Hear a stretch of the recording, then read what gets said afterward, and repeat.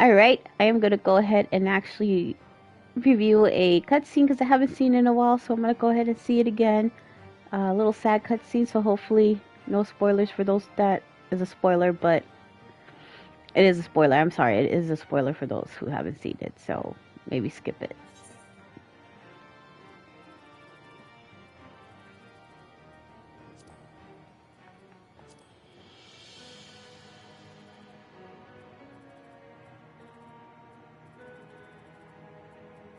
Mm.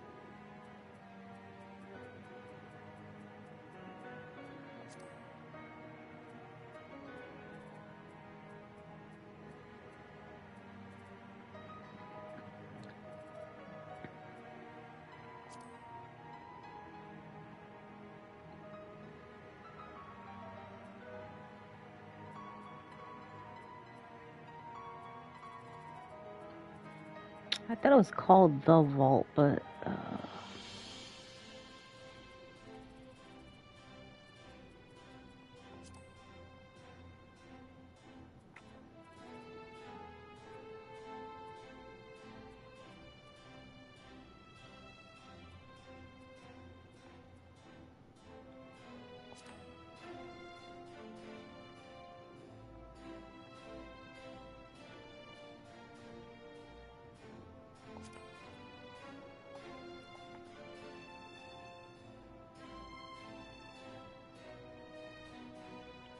alright, I'm hoping this is the right one.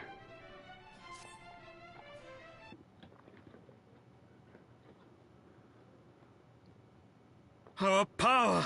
How can this be?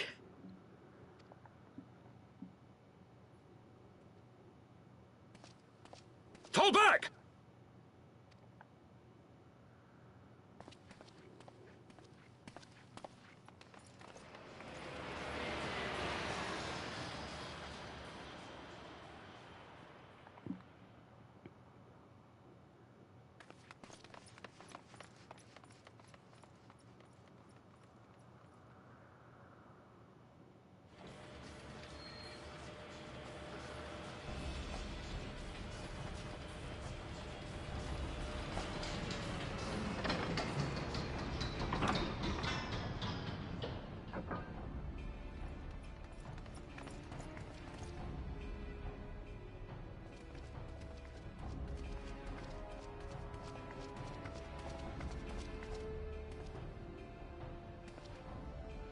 Father, please!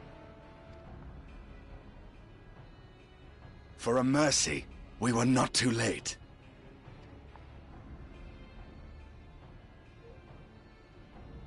Why must you do this, Father? Nidhogg is fallen. There is no need for further deception. Now is the time to renounce the lies which led us down this path. To start anew!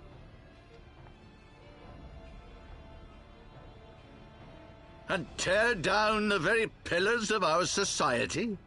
Our history, our values, everything we have built over 1,000 years? A fool to the last.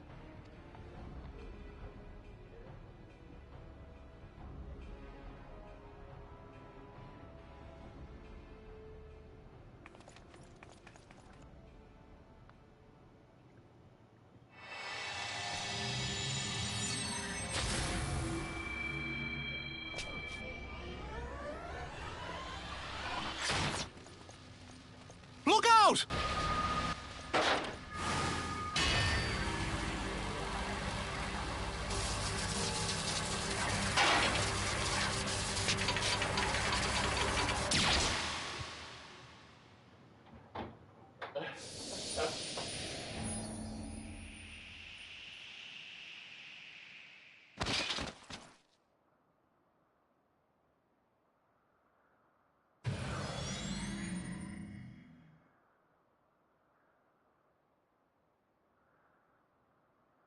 Go.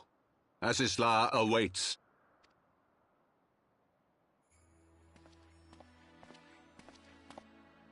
Lord Orchefort!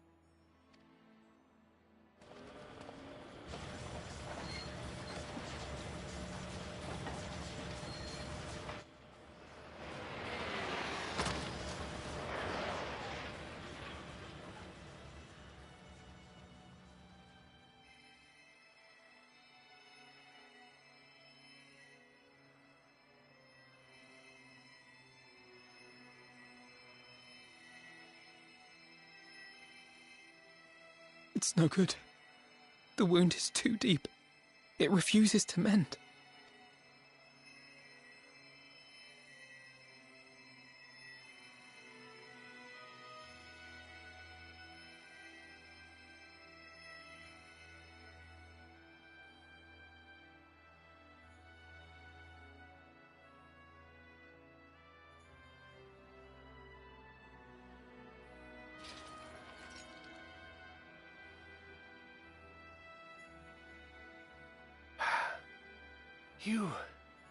You are unharmed?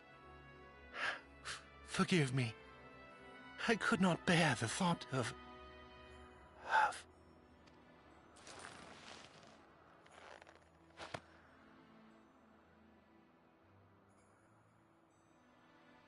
Oh, do not look at me so.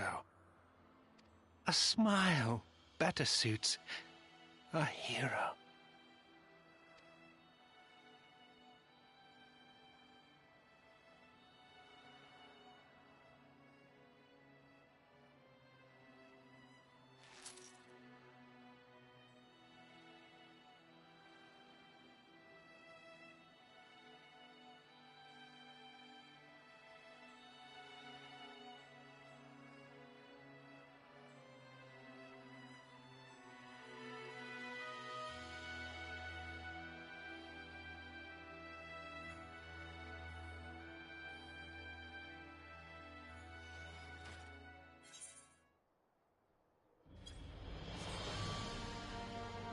And that is why people go and they make that meme going, enjoy the vault, enjoy the cutscene afterwards.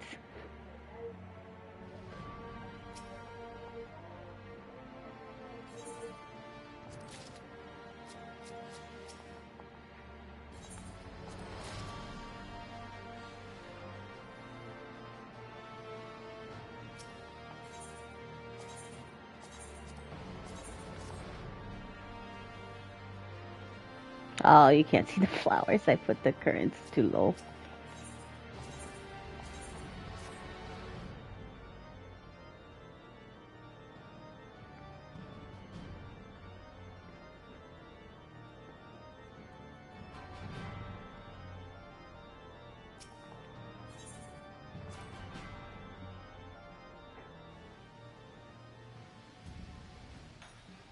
Oh man, I love my FC, my guild. They're great, but all this is confusing.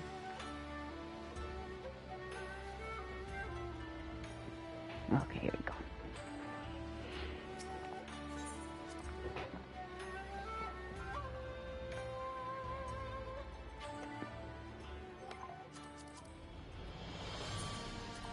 Time to continue on with Dawn Trail. I did switch up to Summoner because I feel a little brain dead, so I want to be a little bit brain dead, so I'm going to go ahead and do my Summoner.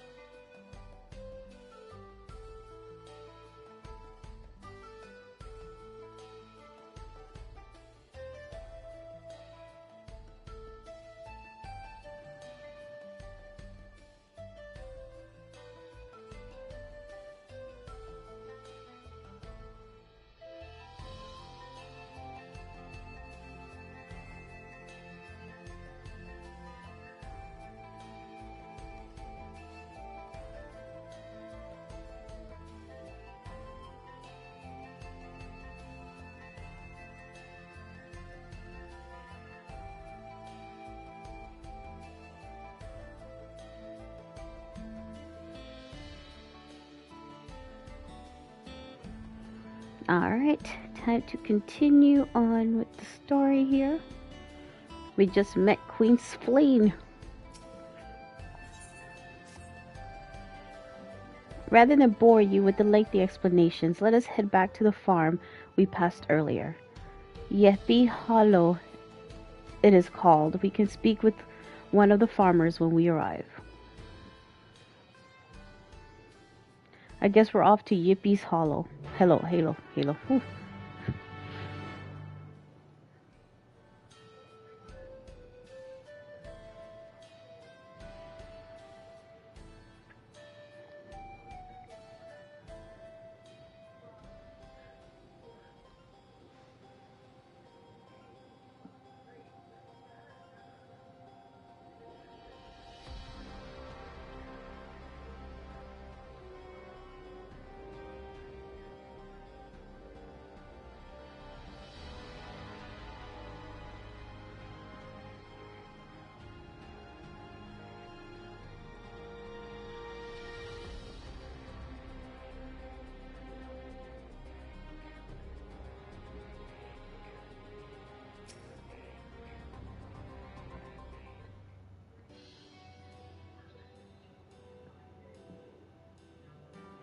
Allow me to introduce you to Wahawasa.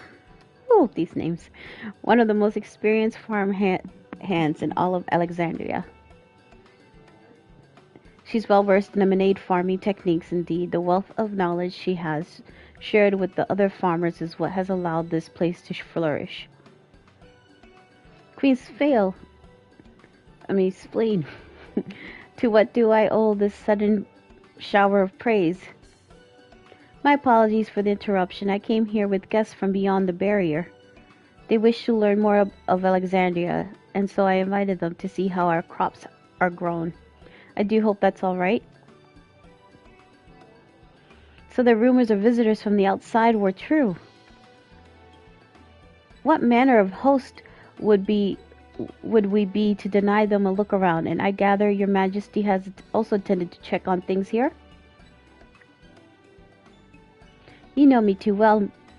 I thought to seize this opportunity to see how the farmers fare, and perhaps pepper them with a few questions, though I do so enjoy observing and taking part in the work too. To would appear we have her permission, so please walk the grounds to your heart's content.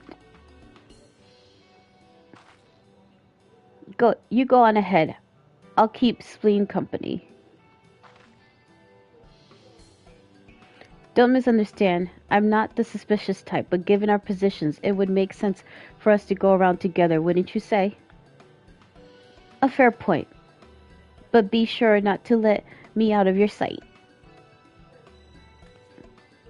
I shall remain under Lamakat's watchful eye. Pray, come find us after you've seen all your fill and spoken with other farm hands.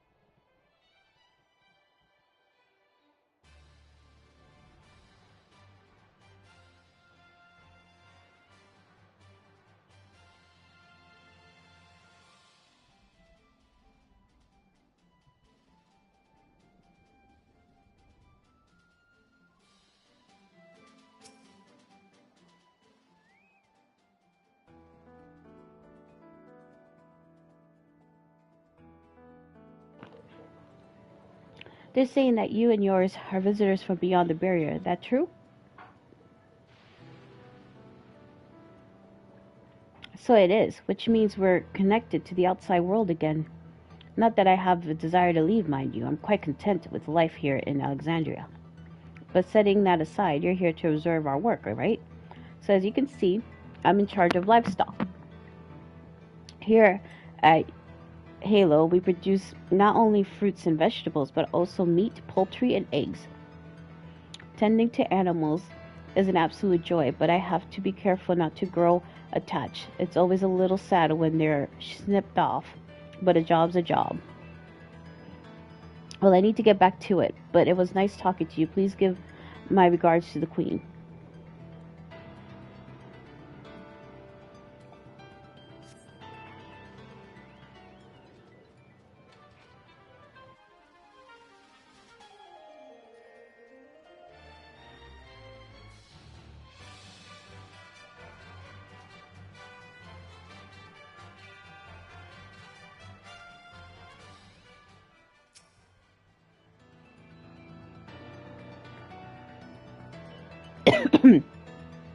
Ah, an unfamiliar face. I gather this is your first time on site then?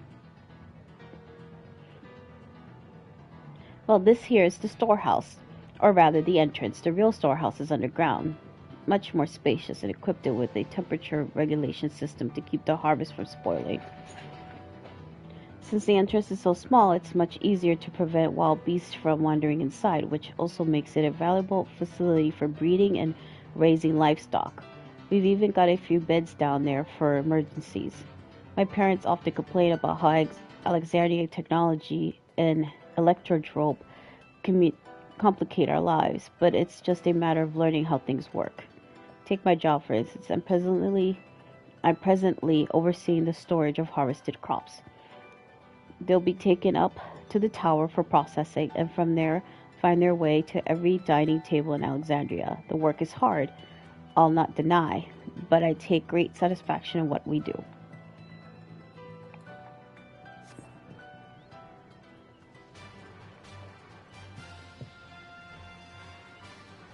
Hey, I saw this guy when I came running in.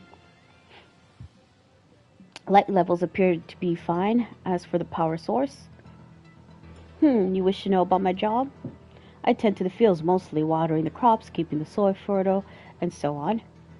It immediately took some time until I fully understood how best to carry out my duties. I also manage the lamps we used in the fields. We do our best to keep everything up to code, but should they ever start to malfunction, it's up to me to fix them. The land and sky being what they are, ensuring a rich harvest makes for consistent work. But honestly, I enjoy how involved the process is. Both my parents being Alexandrian, I didn't grow up knowing much of anything about farming. Every day is an opportunity to learn and grow.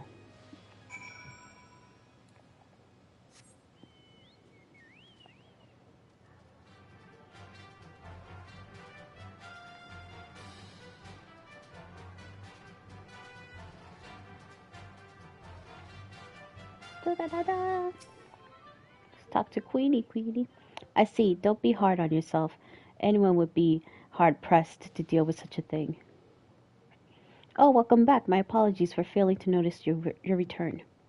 I gather you had your fill of speaking with the farmers? Then let us return.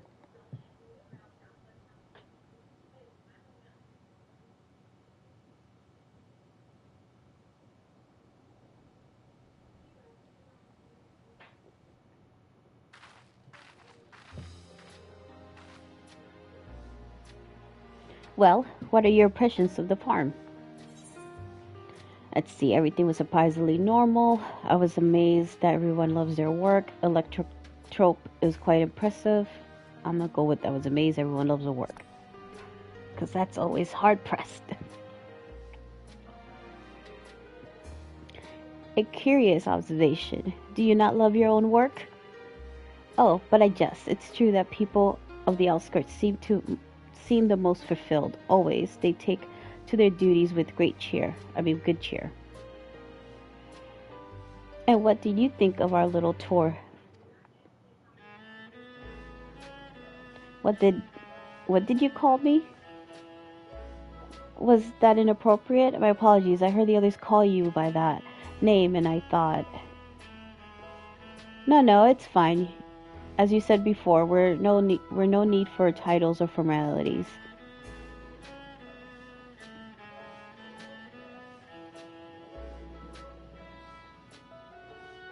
As for my thoughts, I was very impressed. The machines could be used to overcome so harsh an environment is amazing. I've never seen anything like it. The feeling is understandable indeed. Many still find the machinery behind me baffling.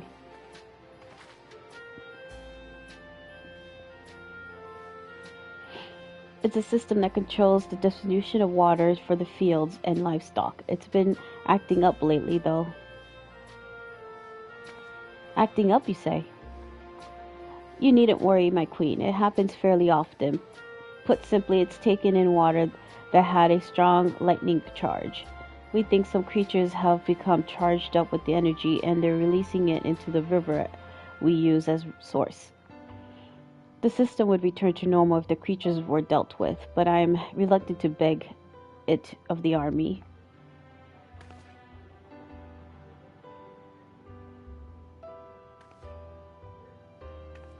We could take care of it for you if you like.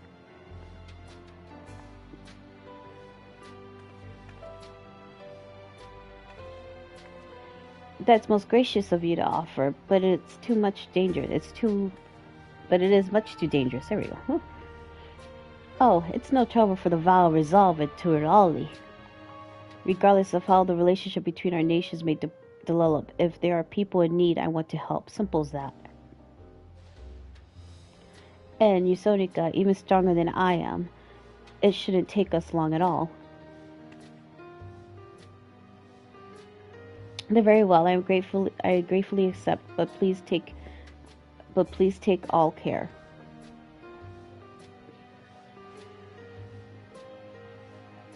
This ought to go even faster if you and I search for lightning charge fiends on our own. Good hunting.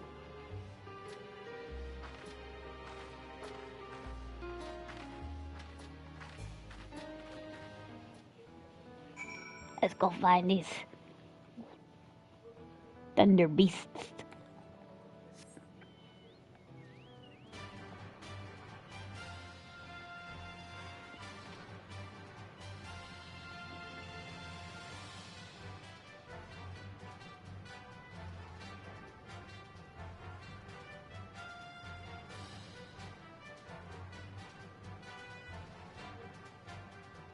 Here's the first one. Let's get my homie out.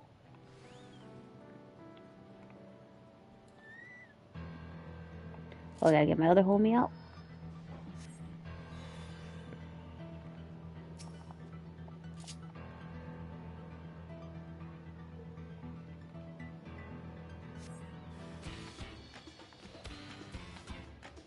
The hell is it? Oh, there it is.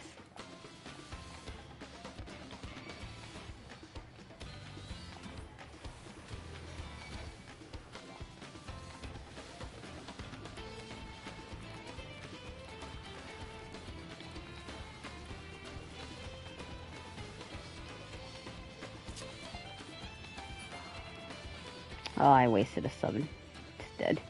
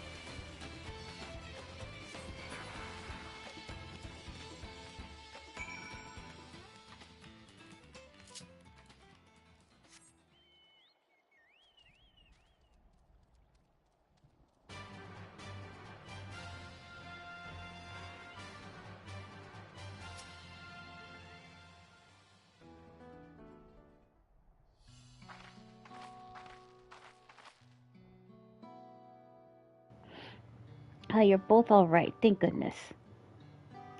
You really needn't have worried us so much. We barely broke a sweat dealing with the fiends. They're all gone now. Of course I was worried. You're my dear guests. But thank you. We truly appreciate this. Indeed, with this, we won't have to ask Zorul Jab's machines for help. He's been making a concentrated effort to bolster his forces, sparing but a fraction for the people's protection. He thinks nothing for our safety, unlike Queen Spleen. That's enough. If you have grievances, I will hear them later. But to speak of the king now. No, she's right. He's never been one to look after his people. Anyway, thanks for letting us tour the farm. The folk here are delightful, and it was a pleasure to meet them. You could have favored us with more uplifting words. My people are my pride and joy. And you never failed to let us know, nor how much you care. Of course, you're my precious family, all of you. You seem a good sort, Spleen, that I'll admit. But you'll forgive me if I'm not ready to lower my guard for the enemy queen just yet. Haha, for you to be called that, I dread to imagine what villainy your majesty has committed. Come now, this is no laughing matter.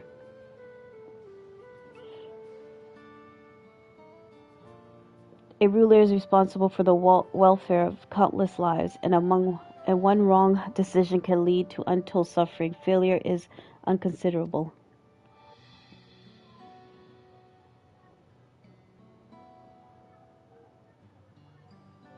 Now, I believe we are done with the farm. Let's move on, shall we?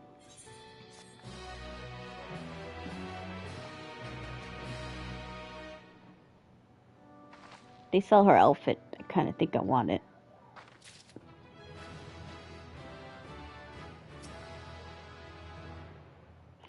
Oh, you know, I don't have that on my bar. That would be helpful.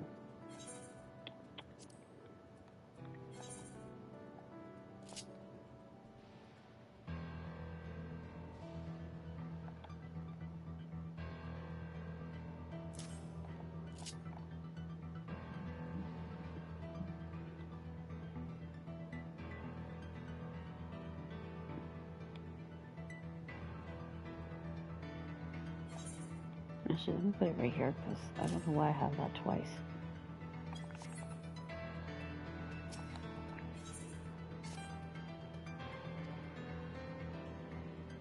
No, thanks again for dealing with the fiends. Come and visit us anytime. Just kind of skipped the first part. Oops.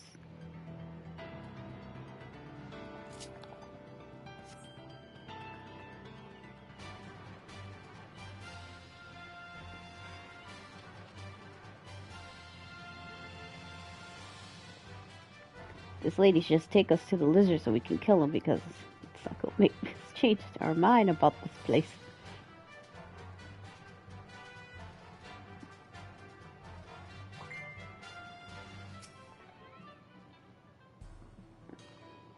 Do you hear that?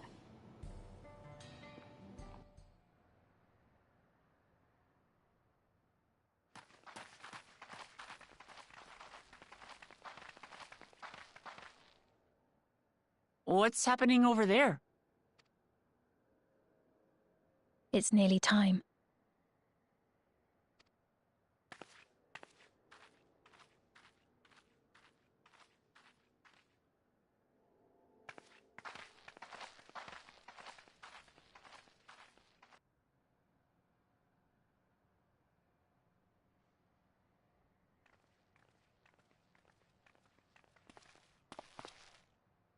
I'm glad you could make it.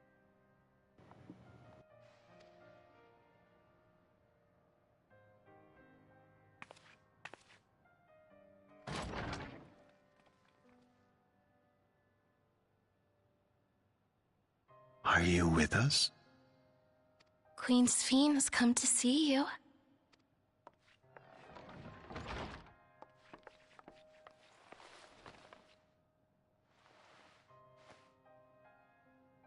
here, Namika.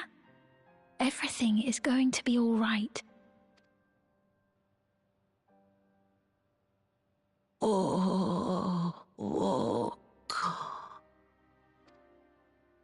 What's the matter, dear?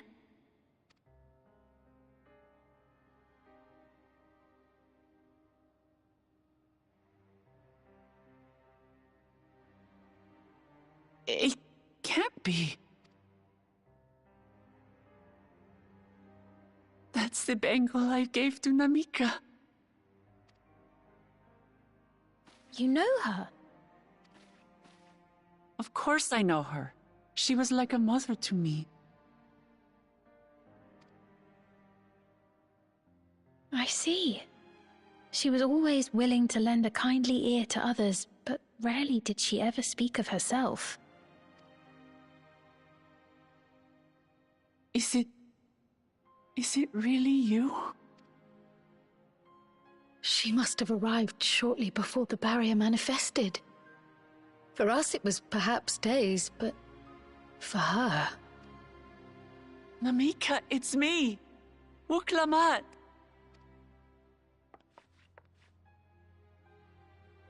I'm afraid her time with us is nearly at an end.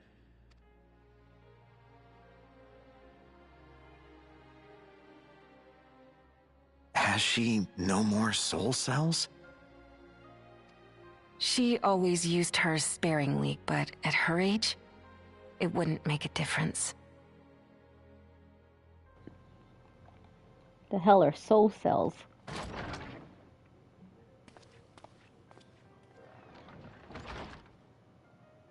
Ma'am, the ushers have arrived.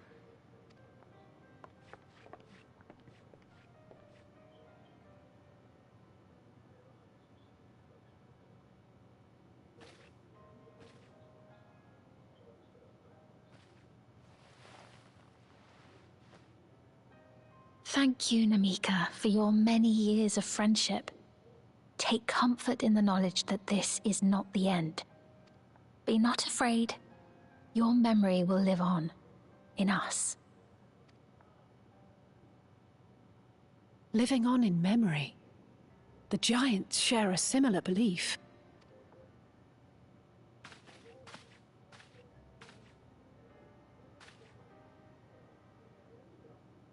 Wait, where are you taking her? Worry not. She is being escorted to a medical facility in the tower. There we will ease her burden. I had hoped to make arrangements for her sooner, but she wished to remain here for as long as possible. I could not bring myself to refuse her.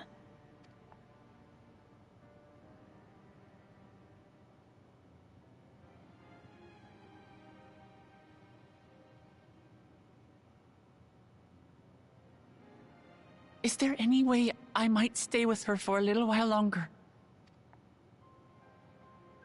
We may not share the same blood, but she was my mother. Please. Technically, she was your nanny. Let us give them some time alone.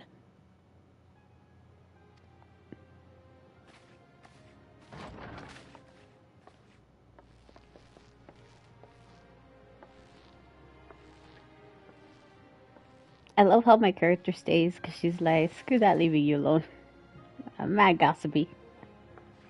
Oh, no, she left.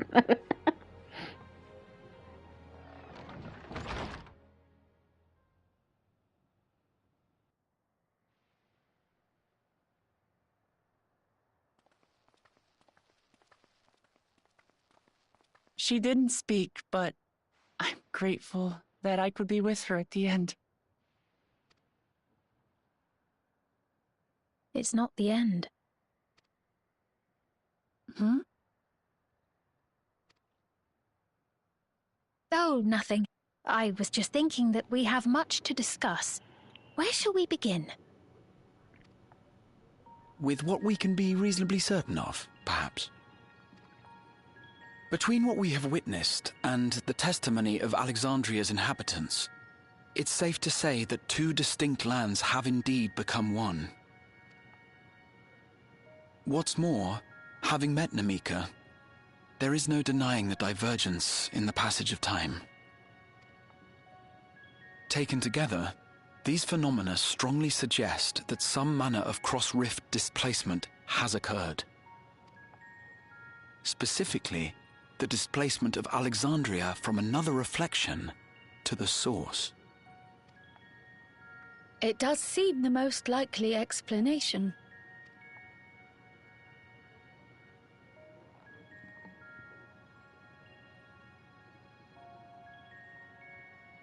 What perplexes me, however, is the scale of said displacement. It far exceeds what could conceivably be achieved with a void gate, or even with the Crystal Tower. In essence, we are dealing with a localized instance of dimensional compression. The Ascians would no doubt liken it to a rejoining. Which invites the question, how was such a feat accomplished?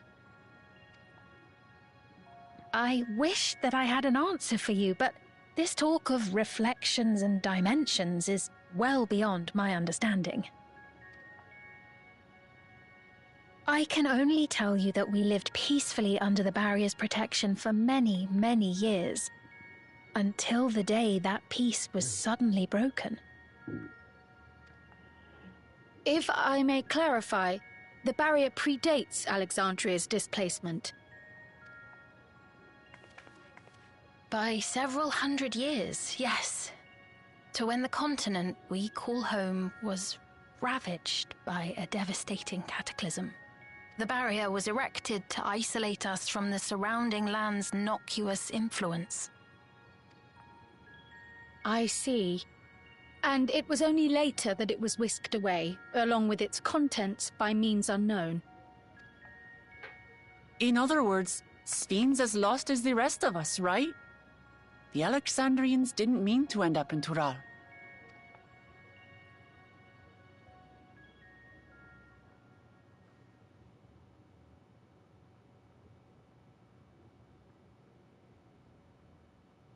But of course, our next stop ought to be Everkeep. That tower over yonder.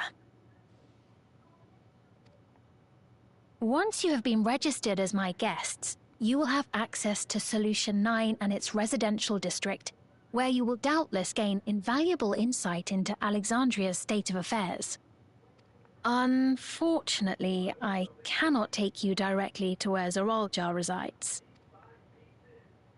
That you'd let us in it all goes a long way toward proving you're not content to let Zoraljar do as he pleases. But we're not talking about a simple difference of opinion here. I've come to avenge my father. And to do so, I intend to take Zoraljar's life. Are you willing to stand by and allow Alexandria's king to be slain? A fair question. Permit me to answer it thus.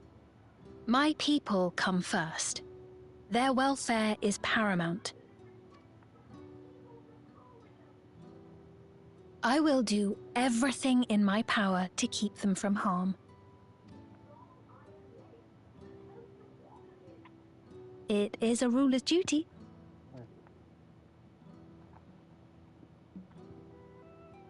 Now, I am off to register you at Everkeep. It may take some time, but you shall find the entrance open to you in due course. Oh, and ere I forget, your mother, Kafkiwa, you might try the Thunder Yards to the east. The Thunder Yards? Is that where she is? I'm afraid I can say no more than that. Make for the Thunder Yards, and all will be made clear.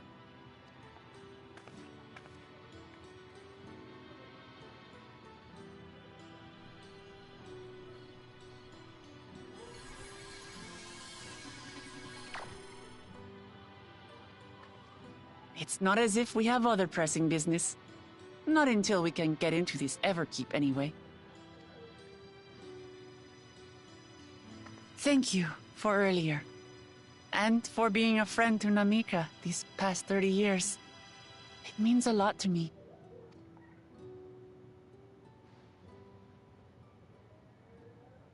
Namika? I'm sorry, but I don't know who you mean. Oh, did they just erase him from her mind? I mean, erase her from their mind?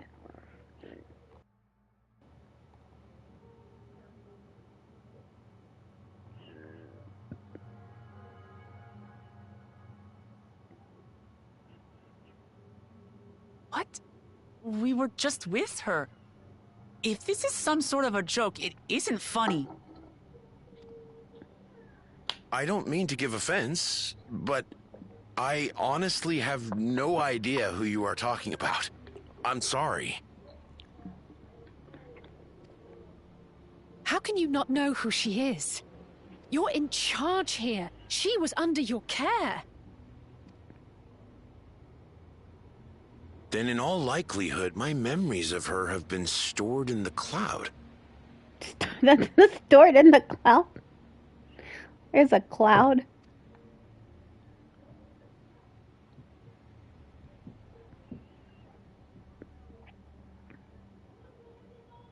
Any person seemingly forgotten without reason is probably there, in the cloud. Oh, I really must be getting back to work. If you'll excuse me. I love how unfazed he is. He's like, yeah, well, you know, whatever. I forgot somebody. They uploaded it to the cloud. Bye bye.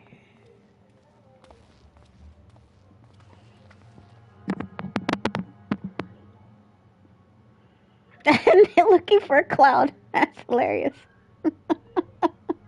No, don't look up. There's no cloud.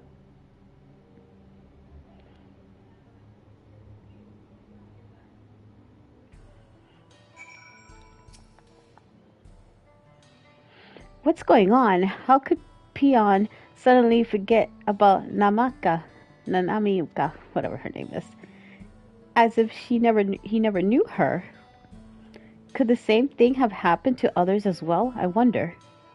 There's only one way to find out. Let's make inquiries about Namamika in the area. We can reconvene afterwards at the Aetheryte.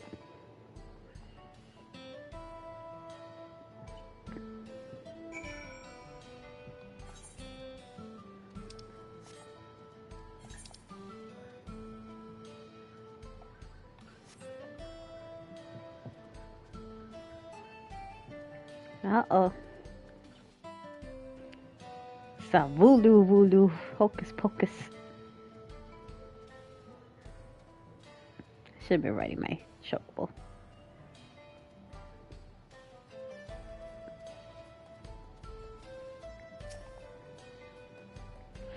Old woman named Namika?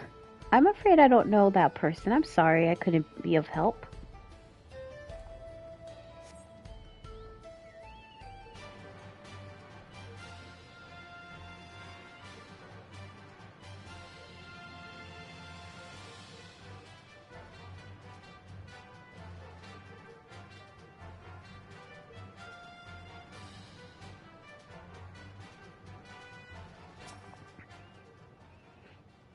But what's that? Do I know Namika? Never met anyone by that name, and I've worked on the outskirts for a good while now. If she spent time here, I would remember.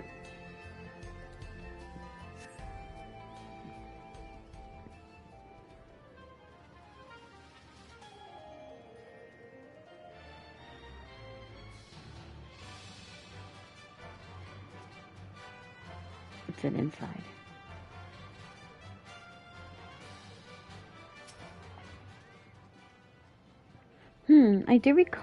I do recall caring for someone until recently. And you say that it was a woman named Namika? Well, I can't say for certain if it was her. I wouldn't worry. I'm sure she's just been taken up to the cloud.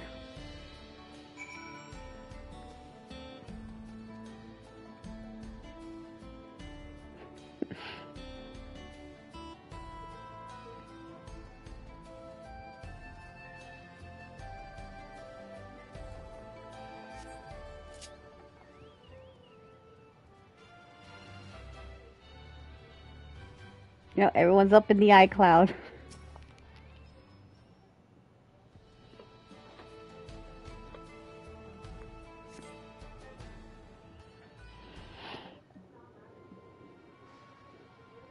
It's getting more and more Tron-like at every minute.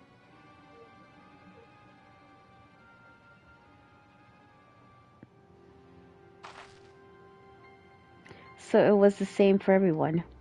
Not a single person remembers her.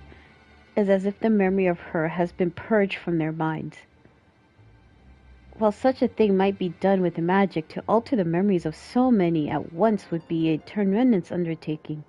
We would have felt a surge of ether corresponding to that act, too, and I sensed none in that moment. Neither did I.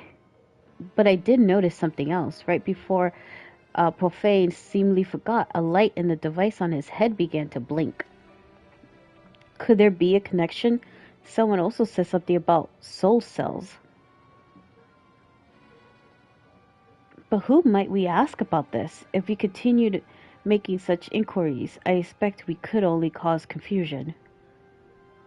Indeed, if we can't readily solve the mystery about Namika, perhaps we could search for Chachikula instead. I can't say these names. Spleen said to try the Thunder Yards. It should be in this direction.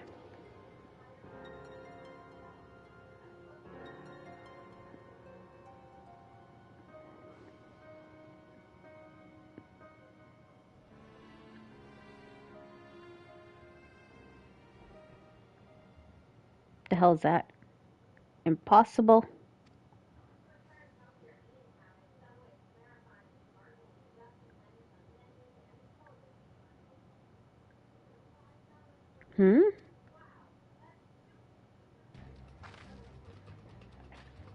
Another kind of mechanical soldier? It looks dangerous. We better destroy it.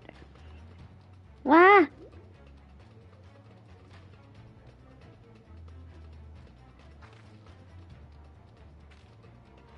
Should we give chase? I think it understood our words. It might be worth asking it some questions.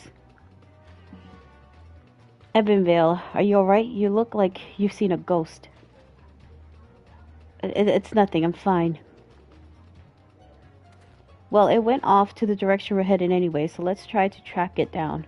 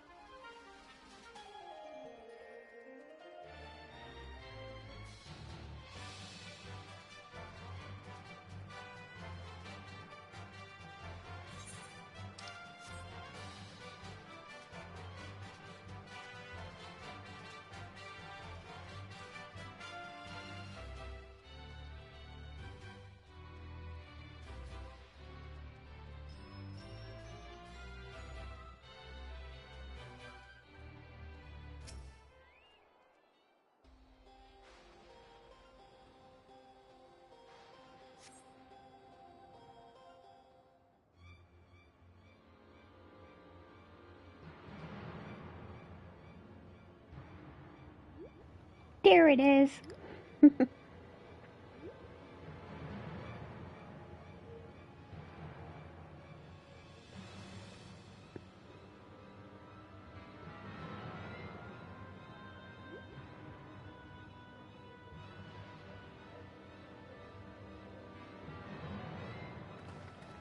You found it?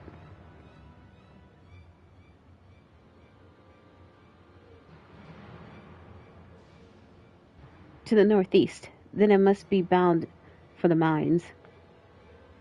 Come on then. It could well be a trap, so let's not rush in too quickly.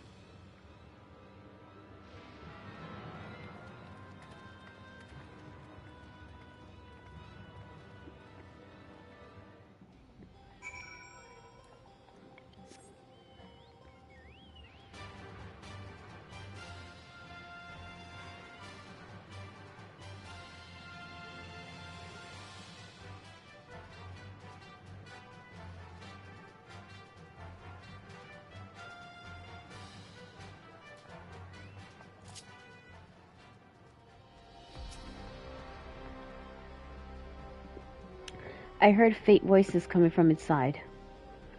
So it's not alone. But we're still going in, of course. This may be a trap. Be ready for fight, everyone.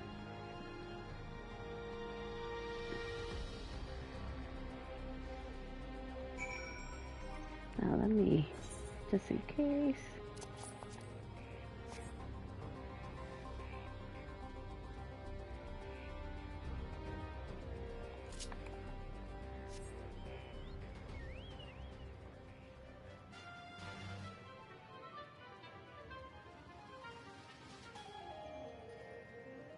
Hey, an ether current.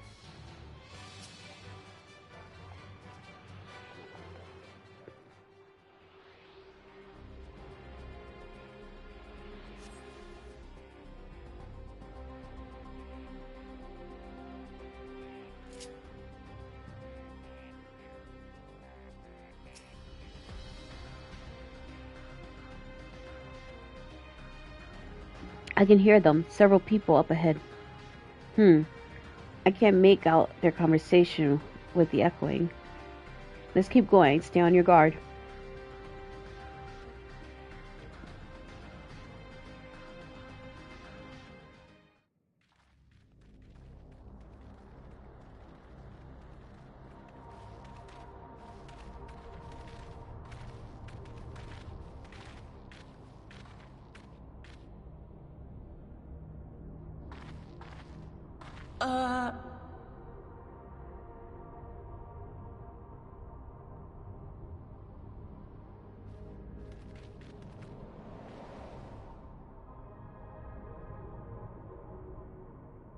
What is this? Aaronville!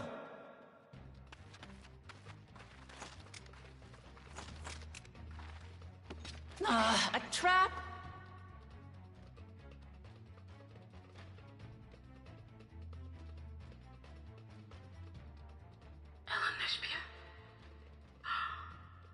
It really is you! Huh? Who? I just have to get a look at you in the light. And I can still hardly believe my eyes. But it is you, my darling Olympia! My darling, what now?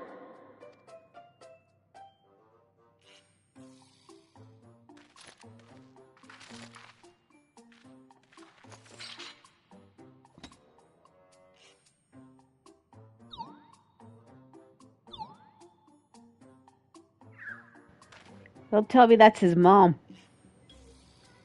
Oh, it's so good to see you, my fussy little bun bun. But what are you doing here? What brings you all this way? Fussy little bun bun. Yeah, I'm gonna go with that one. The other one says, "Are you all right?" But I'm going with fussy little bun bun.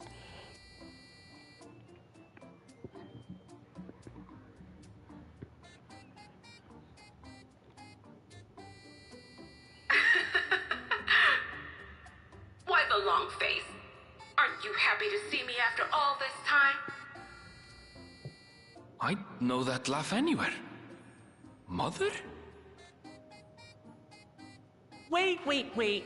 Since when was your mother a weird floating thing? And what have we here? Say, aren't you Galul Jaja's kitten? I knew I recognized that adorable fuzzy face. Ellen Espierre was always so excited whenever you invited him over to play. You remember me, I hope. I can't say that I do, but you knew my father?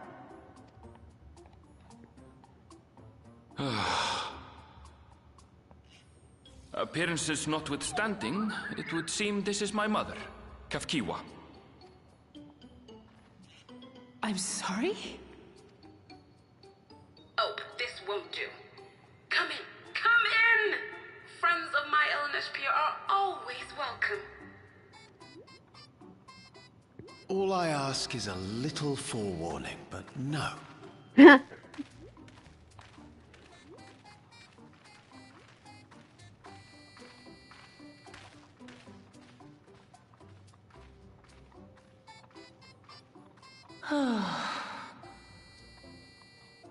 Just when I thought I was starting to get a handle on this place.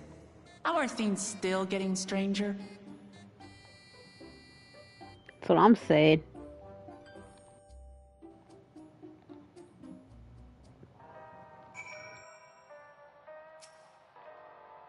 As far as I can tell, this is indeed my mother. I can think of few people in the world quite so spirited.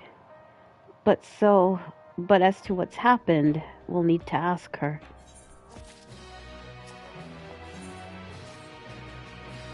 Let's hear what she has to say.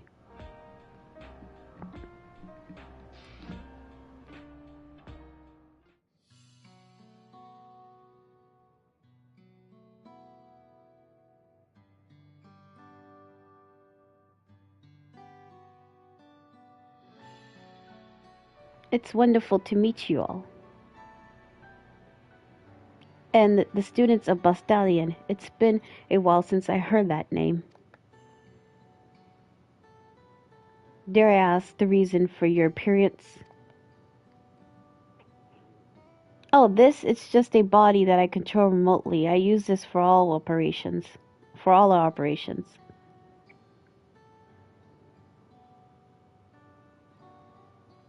We're members of the resistance organization, Oblivion, we call ourselves, and our goal is to thwart Zorjalja's ambitions of conquest.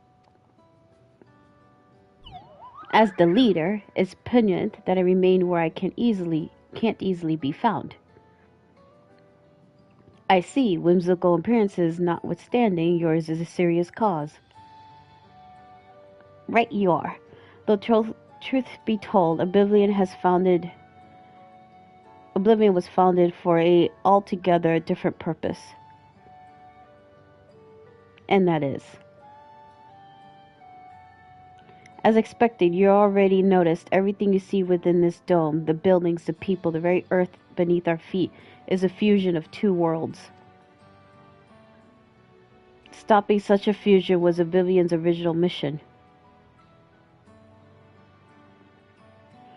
Then does that mean you know who or what is responsible for it? I'm afraid not. This was a long time ago, and our mission statement has become more of a legend that's passed down to members. By the time we joined, our sole objective was stopping Zolja.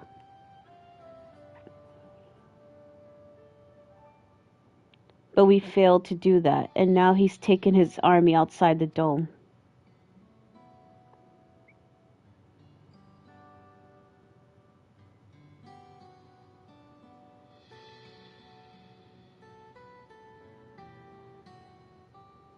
None of you wear those strange devices on your heads. Does that have something to do with your work?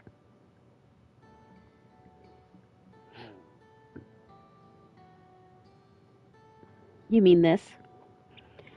It's a regulator, the principle of electrope technology, and that we don't wear it is indeed related to our operations. What exactly does it do?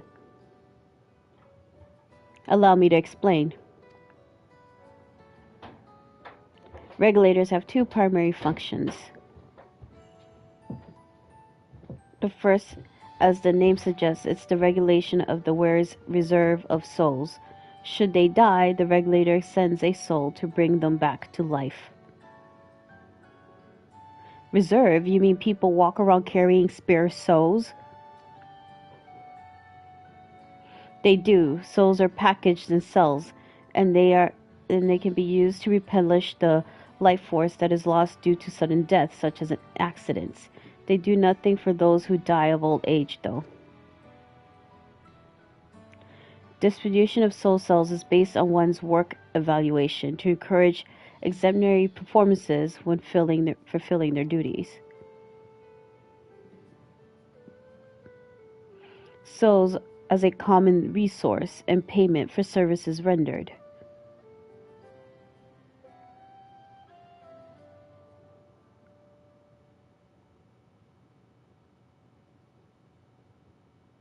The void scent practice of consuming others for their ether comes to mind, and similarly, I expect that act comes with some risk.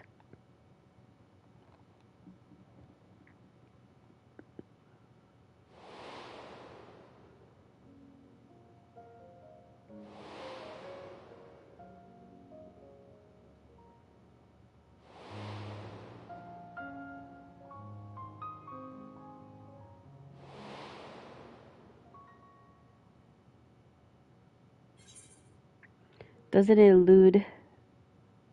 delude your sense of self? Wouldn't the unconsciousness of others corrupt your own? I'm gonna do that one. I'm gonna do the second one. Wouldn't the consciousness of others corrupt your own?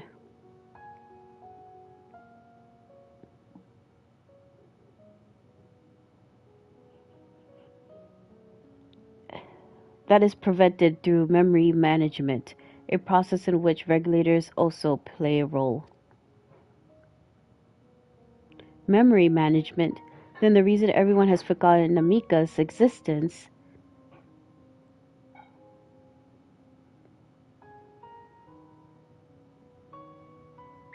the regulators are consistently recording the memories of their wearers. So if they should suddenly die, their memories can be refreshed as part of the restoration process. This is how they preserve one's identity and sense of self. However, the regulators are also triggered when someone else dies. Reason being is that regulators forcibly extract memories relating to a deceased from anyone wearing one. Why would they do such a thing?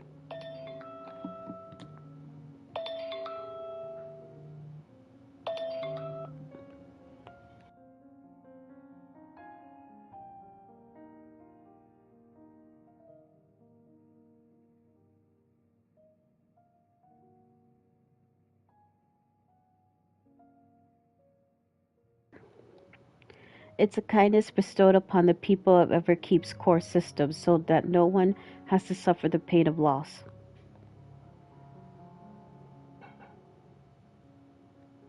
So this is what is meant by their memories being in the cloud. Indeed, all memories of deceased are wiped from the minds of the people and archived in the system. It's a frightening function of the regulators, an integral step in soul cell production.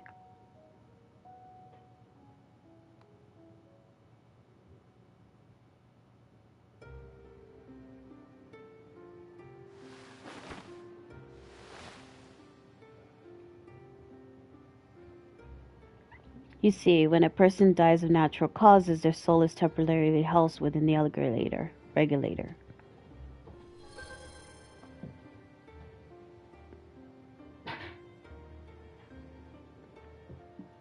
It's then delivered to a facility where memories are separated from the soul.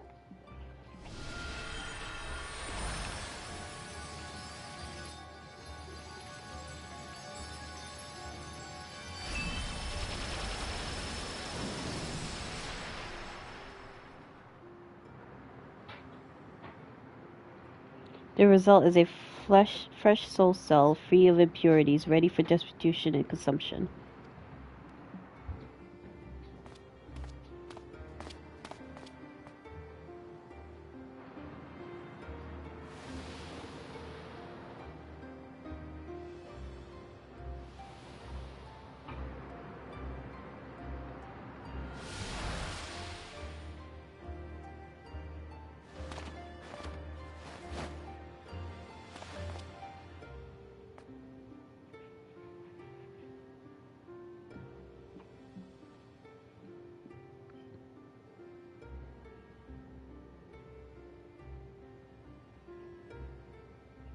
Meanwhile, the memories are stored in the core system to be remembered forever. And this is why people are happy here. On its surface, it's similar to the yoke hooray philosophy, but I see nothing noble or comforting in it.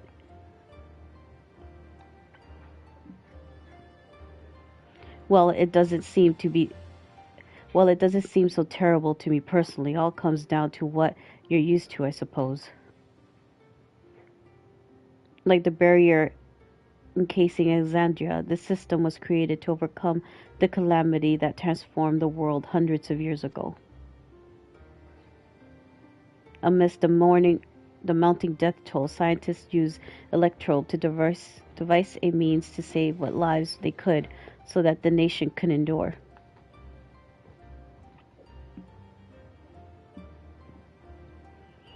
I understand the people of Alexandria did what they believed was best to save their people. I just find it hard to believe that Torali would also accept this way of living. It came as a shock to us as well. In fact, a great many were opposed to it. Which is why the use of regulators was never compulsory. The people have always been free to go without them if they wish. Spleen didn't strike me as the sort of ruler to impose her will on others.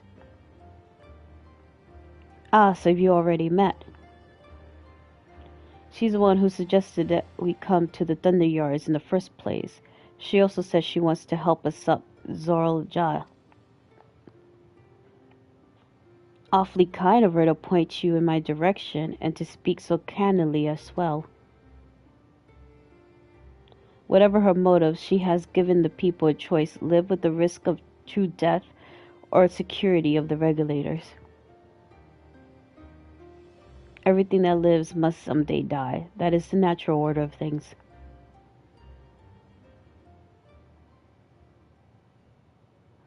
Quite right, but however you feel about them, it would be easier to understand what the regulators are capable of if you saw it for yourself. I know just the person to show you, and as luck will have it, they should be starting work right about now. Who are you going to see exactly? Who are we going to see exactly? Come with me and you'll find out.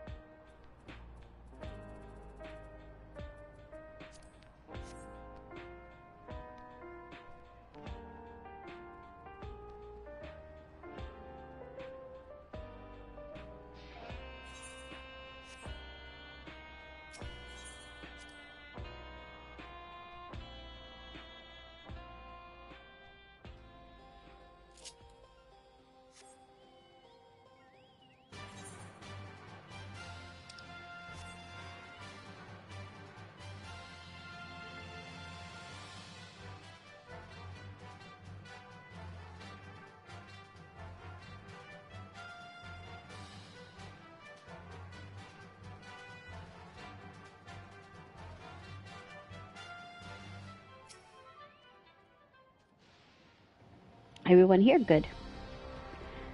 It is the responsibility of the Thunder Yards hunters to foul any fiends found wandering the area.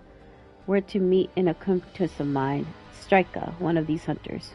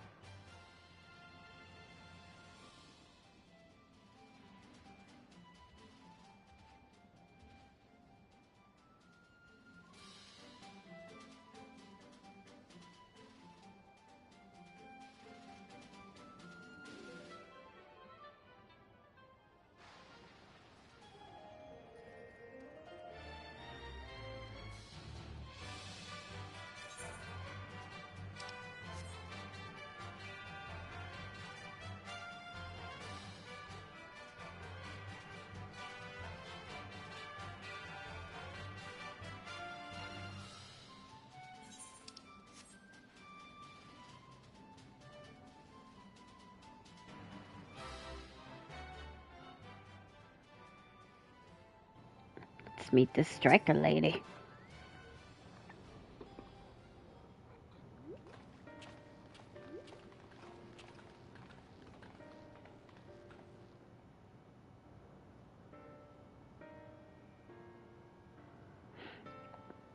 What are you doing here and with so many friends? Apologies for the interruption, but I was hoping they might observe you at work. Hunting, you mean? That's fine, I guess.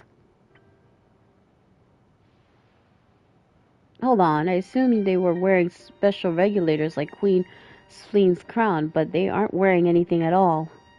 It's much too dangerous to be here without one. What if they're struck by lightning or attacked by beasts? I can assure you they're all quite capable of looking after themselves. If anything should go amiss, I take full responsibility. Don't say I didn't warn you. Danger aside, there isn't really much to see. Kachula said you're a hunter, but wouldn't it be easier for those mechanical soldiers to guard this place? It would, if not for the fact that they're weak to lightning. The Thunder Yard being what it is, they've been ordered to steer clear. Some good they are, hey? But these facilities are vital to the upkeeping of Alexandria's infrastructure. So it falls to the hunters like me to deal with any fiends. Given the danger, we're all compensated for our work. It's the perfect profession for anyone looking to build up savings. The special selection of souls for hunters isn't terrible either. I brought this lot here to see this danger you speak of, if it's not too much trouble to ask. Of course, in which case, it'll be a shame to waste my efforts on just any old beast. You all can handle yourselves in a fight, right? If you cause a ruckus slaying what critters you see nearby, there's a chance you'll draw out something worthy of a demonstration.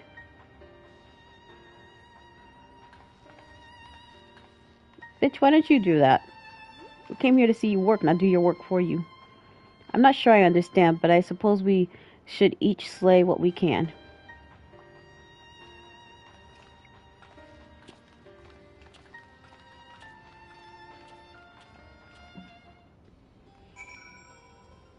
How about I just kill these robots out here? Soulless bastards. Alright, let's go.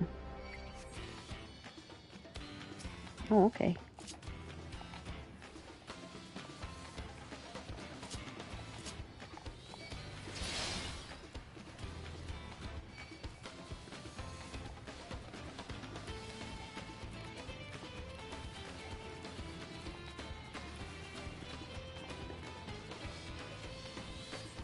She heard me talk poo. Robot's like, I heard you.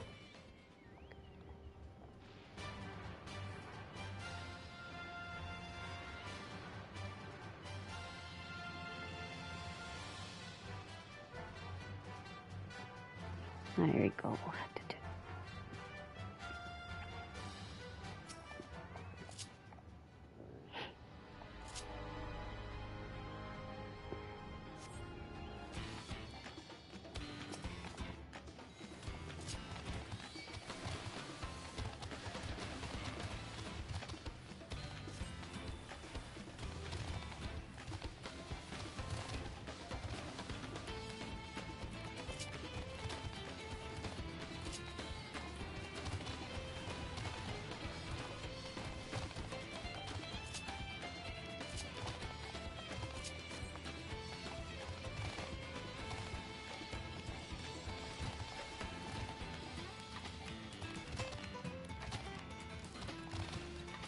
Oh, I'm not paying attention.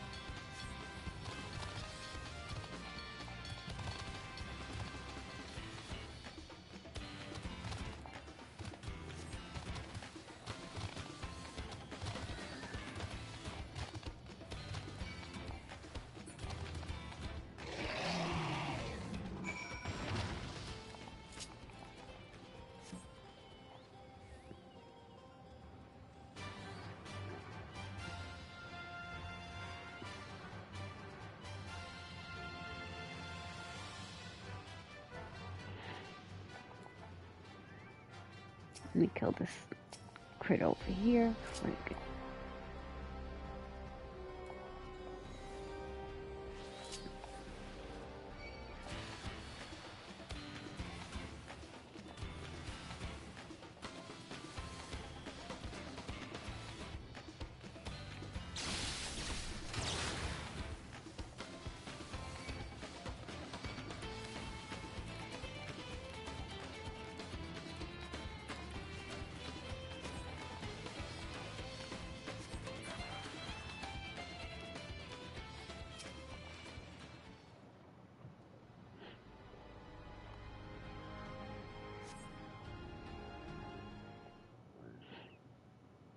Oh, something big coming. Something big coming our way.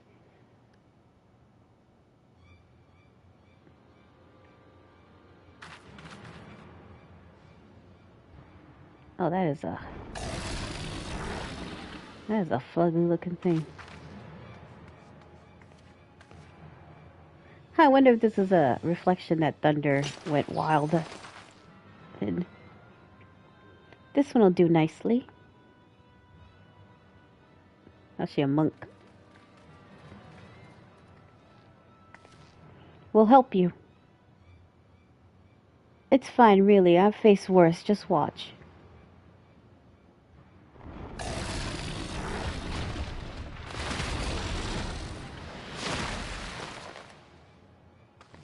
I don't like the looks of this. Let us help.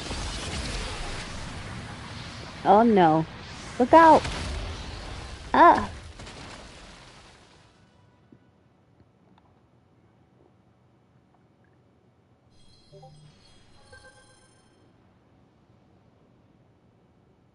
"12 preserve. She needs healing."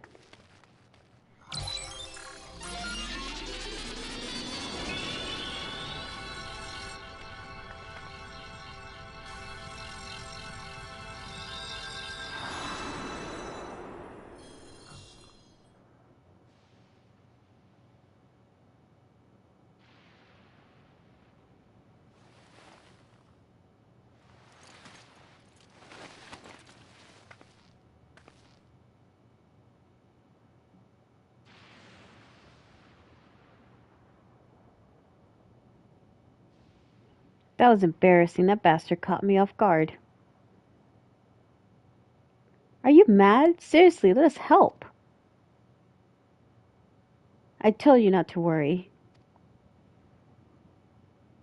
This will only take a moment.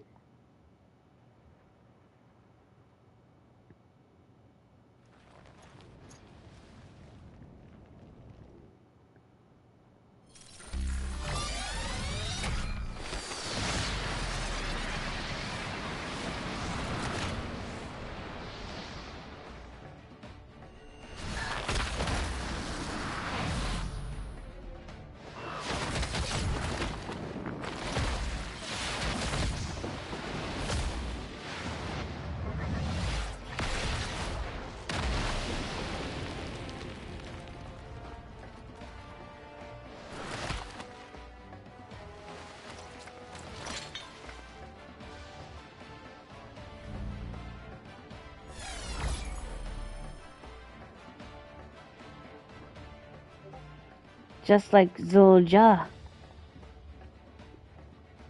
Come on, let's get out of here.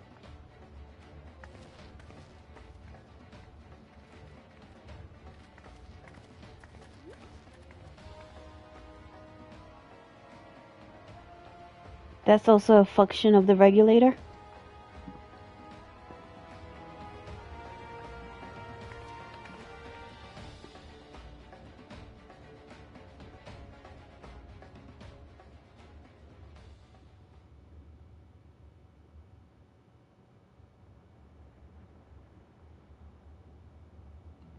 I think I understand now how Zolja was able to return from the dead and defeat Papa, but I'm not sure what we saw at the end there.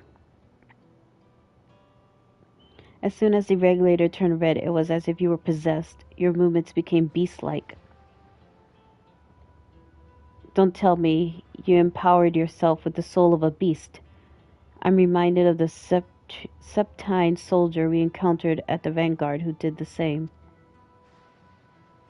So you've crossed paths with one of the king's elite.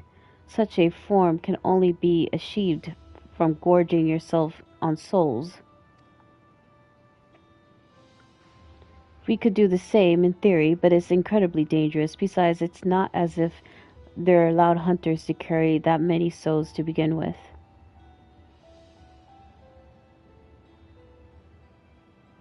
Well, I should be getting back to work. Take care.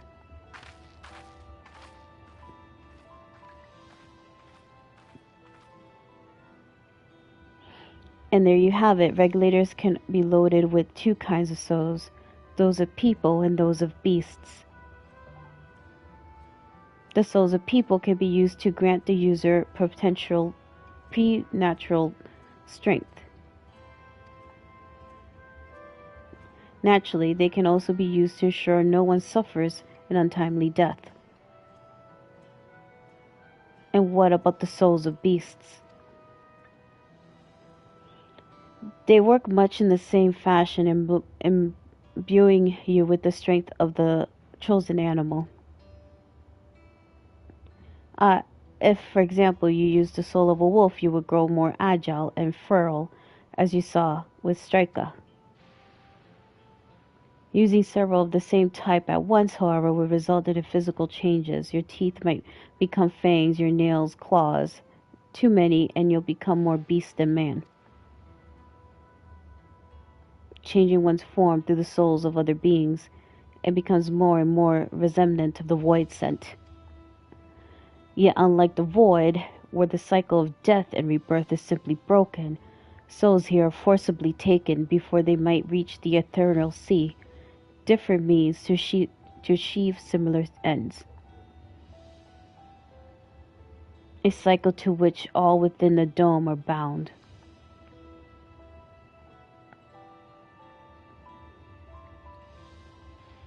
This is wrong. This is all wrong. It is indeed hard to accept, being so far removed from one's own beliefs. Perhaps more shocking is that the technology to achieve all this was developed hundreds of years ago. The civilizations and the reflections are surprising indeed.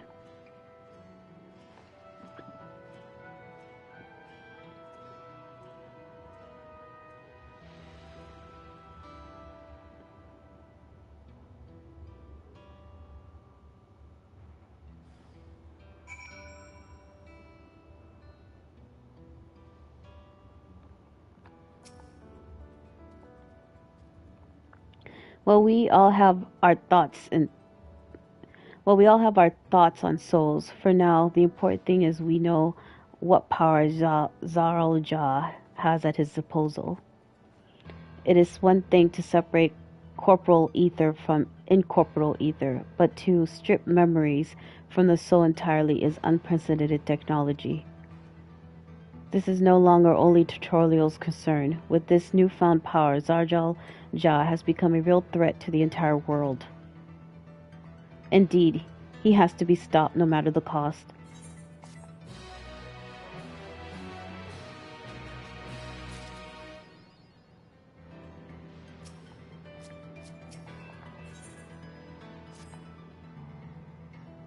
I trust you've gained an insight into the use of souls in Alexandria.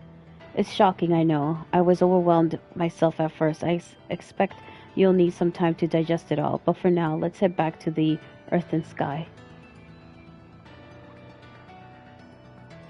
At this rate,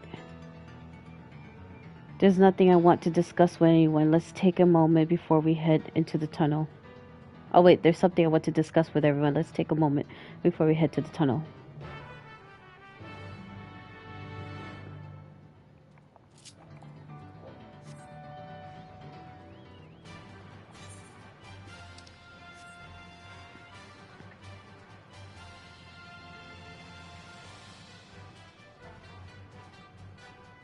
La, ba, ba, ba, ba.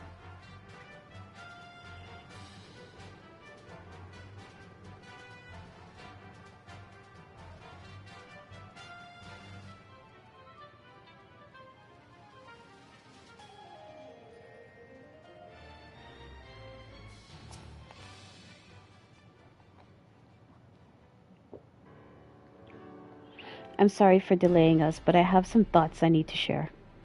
In both technology and values, it's plain there's a wide gulf between Tolololi and Alexandria. And while Zolja knows everything about us, we hardly know anything about what he's become. Indeed, we haven't even seen what lies within that enormous tower Everkeep. So here, I'd like to make a proposal. That is, we work with Chulika and her people.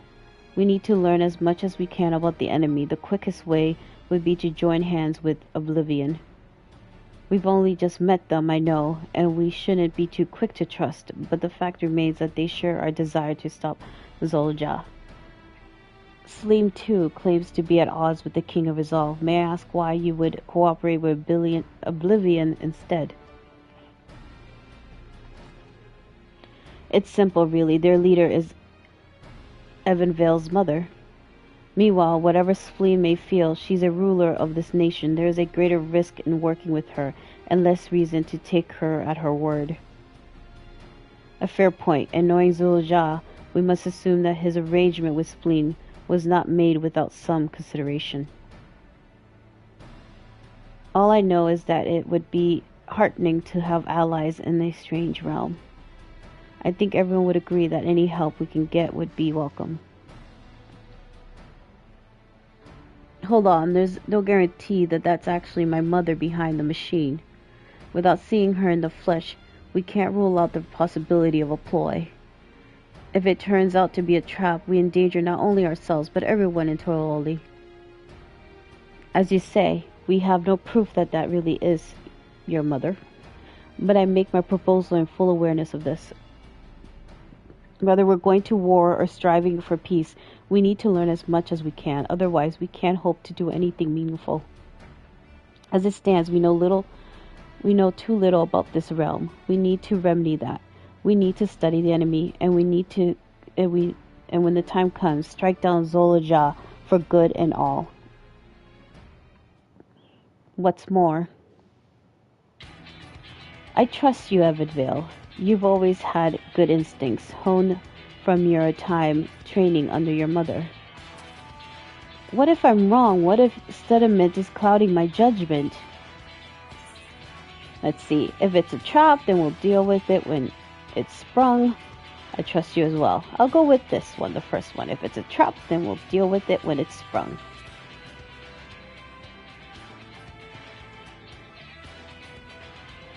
That's always the way of it with you. Fine. If you're set on this, then I'll say no more.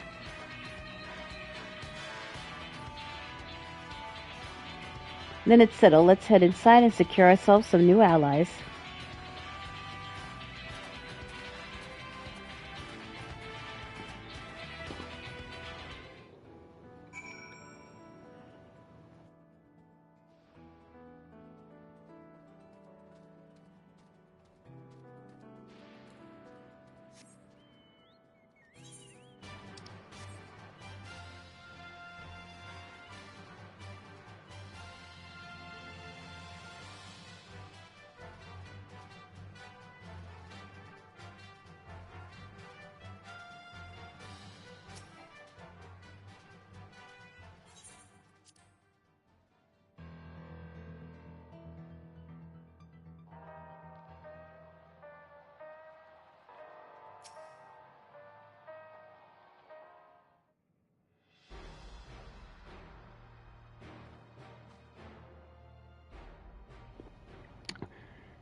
There's something I need to tell you and your people. We came here for no other reason than to strike down Zul'Jah.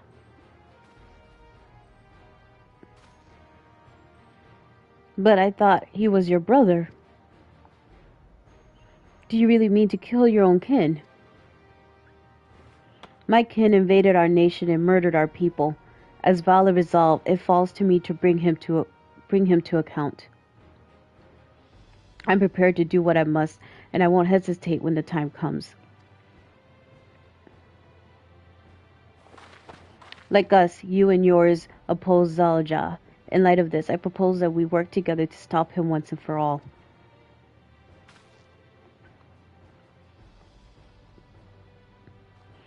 I realize this is sudden, that it's a gamble to trust someone you've only just met. But I would trust in the conviction of anyone who shares my goals, so fight with me, I beg you.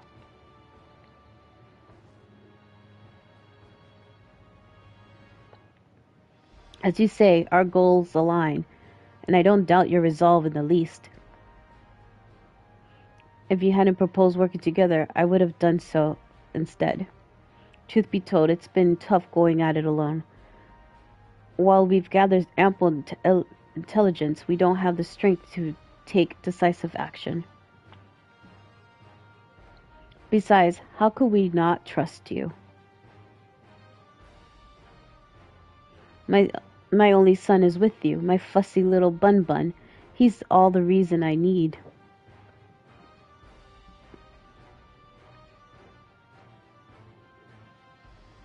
Then it's decided, here's to a fruitful collaboration.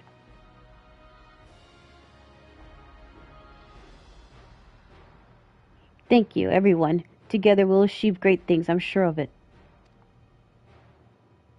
Then let's not waste any time. We've been wondering about Zalja's whereabouts. Is there a palace inside that tower? After fashion, the king resides on the uppermost level, but while the queen has a has a whatever going out in public, he seldom shows himself. What's more, his movements are highly classified. Not even his commanders are privy to that information. If anyone knows where he is at any given time, it can only be the queen. Even if we don't know where his whereabouts, Zolja will eventually march on Taratali again. That's when we can go after him. The drawback is we have to wait for the invasion to happen. Innocents would be put in harm's way.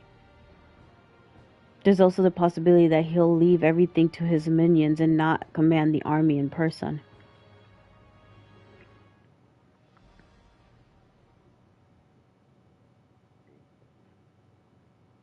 No, he'll take the field. What makes you so certain? My brother has always yearned to surpass our father. That's why he attacked Turoli. After waiting for 30 years, the first thing he wanted to do was demonstrate his newfound strength.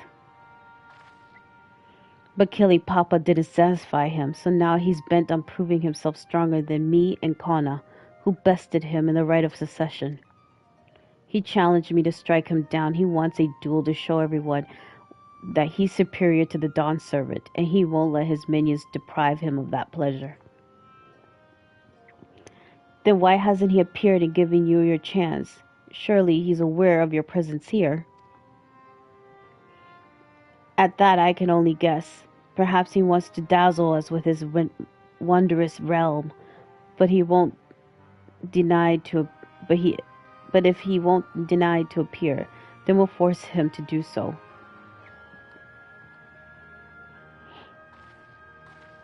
Even as we gather intelligence, we make no move to attack him, show absolutely no interest in confrontation. Knowing him, he'll tire of waiting and turn his attention to Kana instead. He'll attack Turoli again, like he said he would. I see. If you believe this is the best approach, then we have no objections. Any campaign against Turoli requires Zolja lead his forces through Vanguard. We have lookouts. Oh, God. We'll have lookouts to keep an eye on it day and night. Such a strategy is certainly valuable. If we're proceeding with it, though, we should warn those outside. Indeed, they'll need time to prepare their defenses. I should be glad to coordinate our efforts. I'm already in regular contact with Justola, and will make sure to keep our comrades apprised of developments. You can lead the vanguard to us. We'll send word at the first sign of movement. It seems we have a plan. While we wait for Zolja to move, we'll do well to prepare for battle, and it begins with familiarizing yourselves with the technology that empowers him. To that end, I'll show you the Oblivion's main headquarters. Oh, I thought this place was it. You'll be impressed to know that we're located right inside inside that tower, in the residential district of Solution 9. Hiding a tree in a forest, as they were. The only question is how to get you through the checkpoint. Ah, about that, Spleen said she'll make it so that we could enter without issue. She did, curious. She's not supposed to have such authority over the sentries. If I recall correctly, her words were that she would register us as guests. I see, perhaps we're in the clear then. When you're ready, come and meet me at the tower entrance.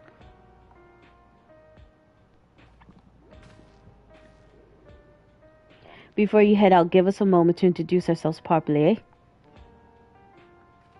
After all, names are good to know when working together.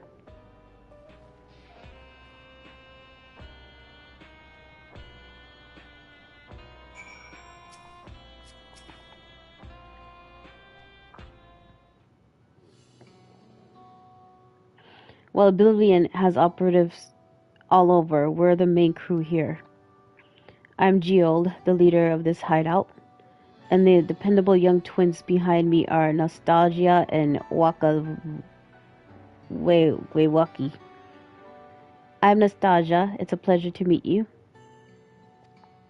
My sister and I were born and raised inside the barrier. We've been with Oblivion for 3 years, and our main duties are surveillance and propositioning. Twins, eh? That explains the resemblance. Alawaki is a Tonolian name, unless I'm mistaken. That's right, our mother is Tonolian and our father is Alexandrian. They wanted to honor both cultures. They're beautiful names. Thank you. Though I have no memories of my mother, I like to think I carry a part of her with me. So what made you decide to join Oblivion?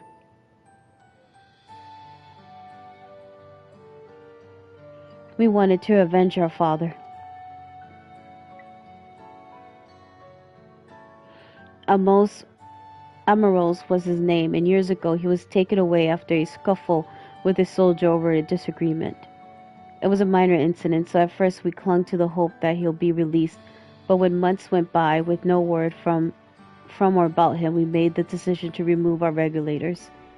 We had already lost the memories of our mother. We didn't want to lose those of our father as well. They've all forgotten about him now, everyone who had known him. That bastard, even here, he thinks nothing of his own people. Sometime later, we were approached by a member of the Oblivion, hoping to get justice for our father. We joined the order. I'm sorry, I didn't mean to darken the mood. No, I appreciate you sharing this. Together we'll avenge your father. Thank you. Something tells me you have what it takes. You introduce yourself too. Go on. I'm pretty sure the same story for me. It's pretty much the same story for me. And while mine is a Toanian name, I haven't the faintest how things are outside the barrier. It's my dream to go and see it with my own eyes, our mother's homeland. Once peace is restored, you must come and visit. The wilds are beautiful, the food delicious, and everyone's so nice. You'll love it. And that's us here. You'll meet others in the back room. That's our headquarters. Some of them are a little eccentric, but they have good hearts all. Ah, Esplichin, one last thing. It isn't exactly my place to say this, but thank you for seeking out Shaluka. She talks about you so much. It's clear how important you are to her. That's all. Be good to your mother while while you still can, eh?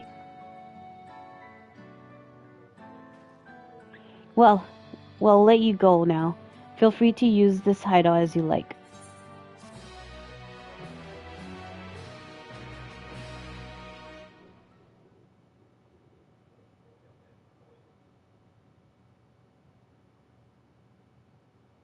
Meanwhile, in the Everkeep.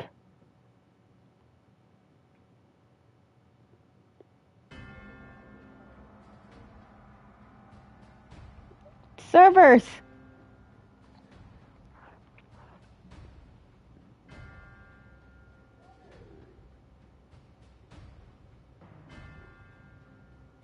You've been consulting with Wook Lamont.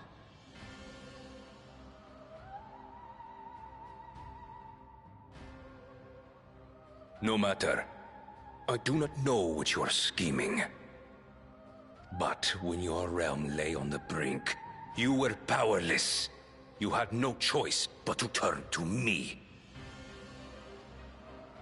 Whatever sentiment you may feel for her, it is my power you require.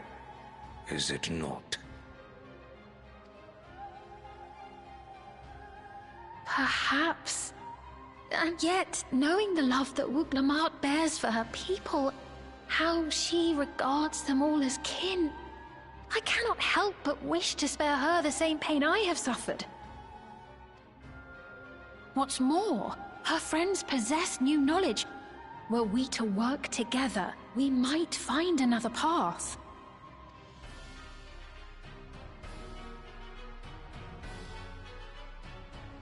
I know you're loath to consider it, but is there no hope for peace with Tuliolo? What we've already done may be unforgivable, but it needn't continue. You needn't kill your brother and sister. I slew my only flesh and blood. Yet you attempt to sway me with an appeal to family. The memory of my father's final moments still fills me with disappointment. Age came for him before I did. For long years, I sought to prove the miracle. And weak as he was, defeating him achieved nothing. To kill them is my only recourse. Wuklamat and Kona, who bested him as he was in his prime. They are still your siblings, even if not by blood. That such bonds should mean so little to you. I am bound to no one. Serve none save myself. I made that clear when first you spoke to me in the Golden City. Remember, I can easily kill your beloved family. If you would protect them, cast aside any foolish notions. Your wisdom and abilities are valuable insofar as our goals align. So think well before you act, Queen of Reason.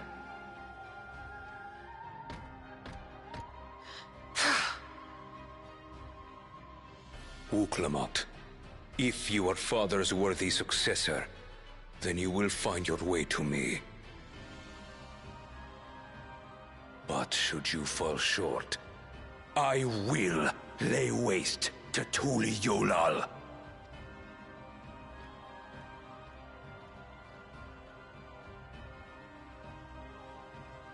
What now?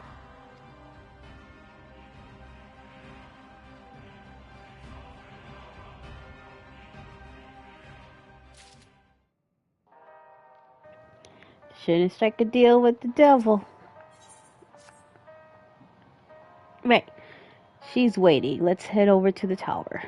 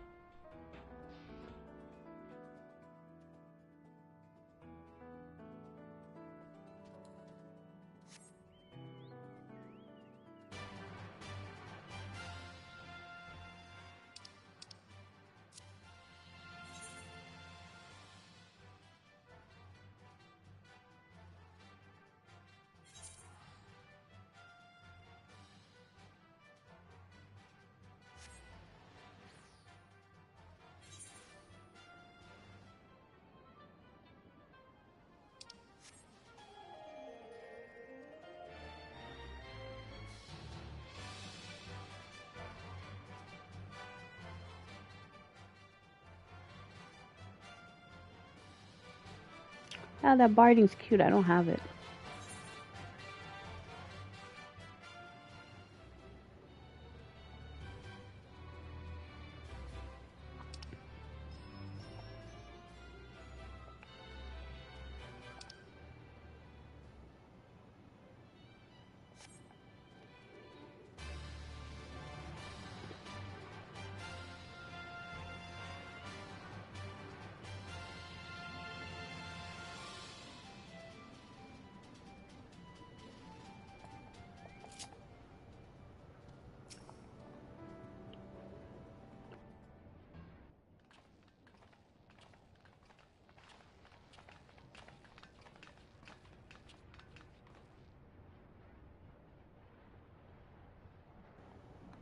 Ah, there you are.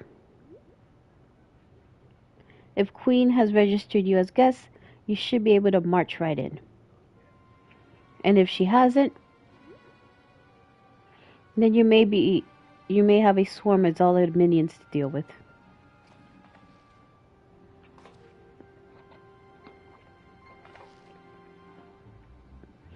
Nothing for it but to see if Spleen has betrayed us, eh?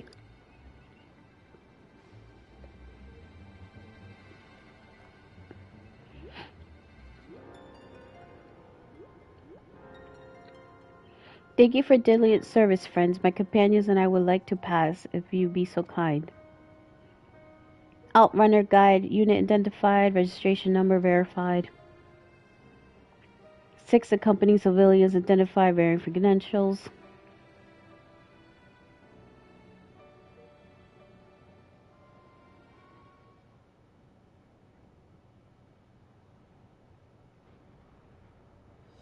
Credentials verified. Welcome, guest of Queen.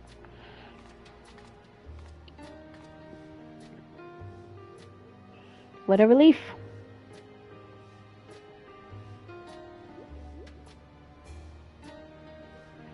There you have it. It seems the Queen was true to her word. Follow me, everyone. Solution 9 awaits.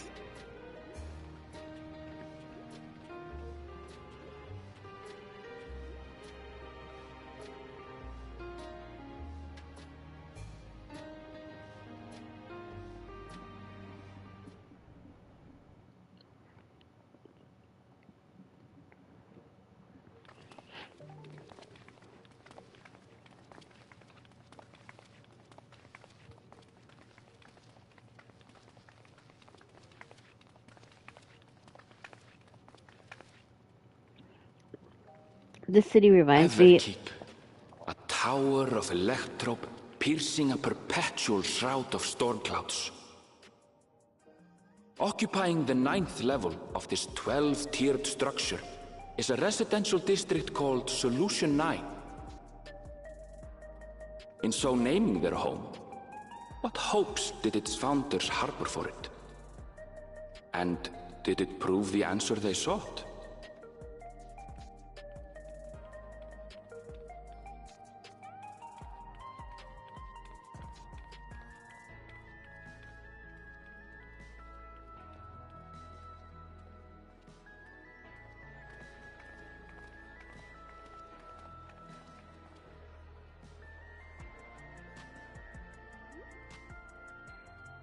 Spectacular, isn't it? There are more districts throughout the tower, including industrial ones, but Solution 9 is the largest. Just being here makes my head spin. Perfectly natural reaction.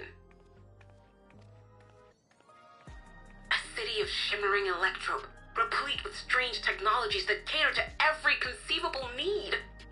We never dreamed the light back home in Tuliolo.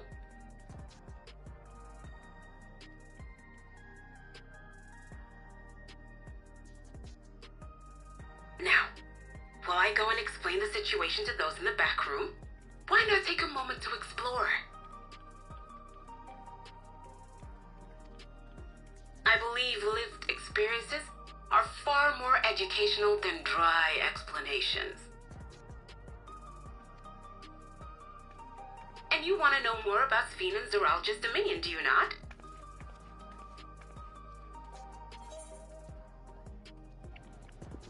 See, you had me to explore. We do need to better understand who and what we're dealing with here. I'll do the second one.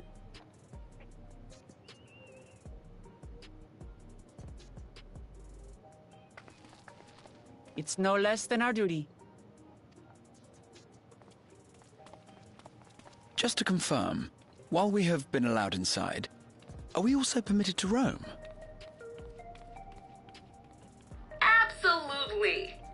As Bean's registered guest, you'll find you're exempt from the sentry scrutiny. Ah, the elevator to the uppermost level. I wouldn't go near that. But other areas should be fine provided you act like you belong. All right then, we'll show ourselves around. Yes.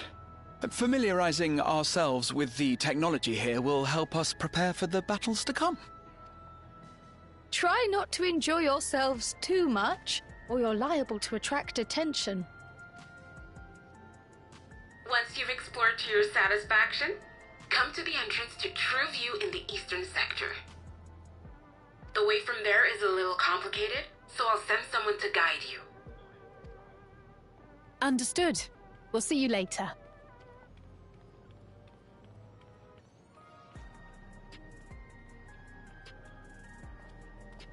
I shall speak with the residents. Perhaps one of them will recognize the earring.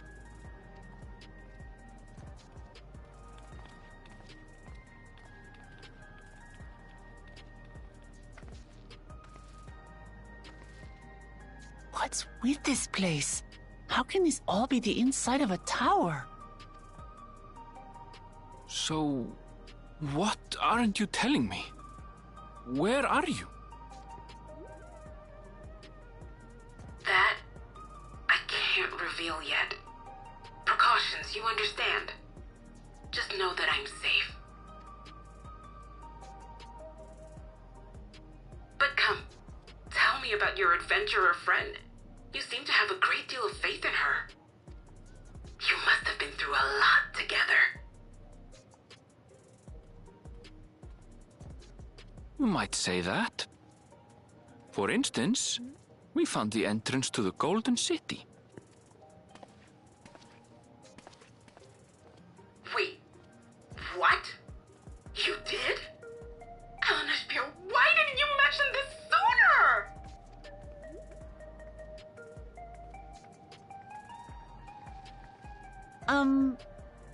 You want to explore together?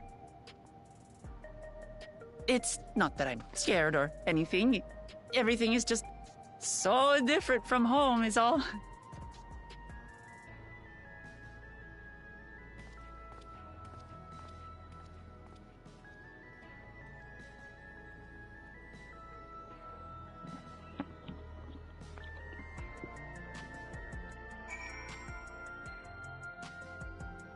This place reminds me of like the main hubs in the Fantasy Star Online games or Fantasy Star, games.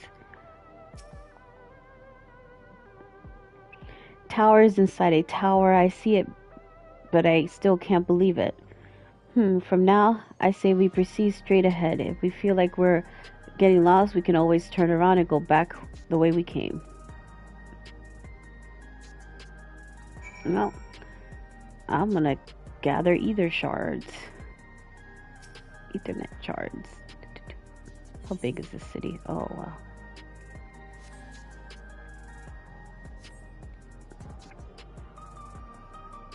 Oh, I can't use my chocobo in here.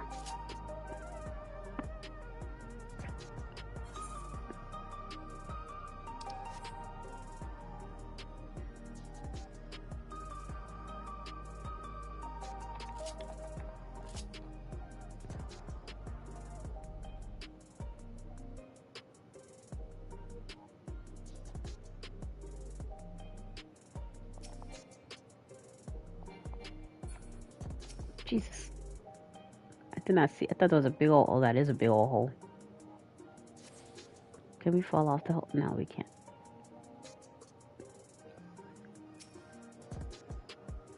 Ugh, crossholes already. This place is too much. I have no idea where to go. Right. I made up my mind. Let's go to the building there.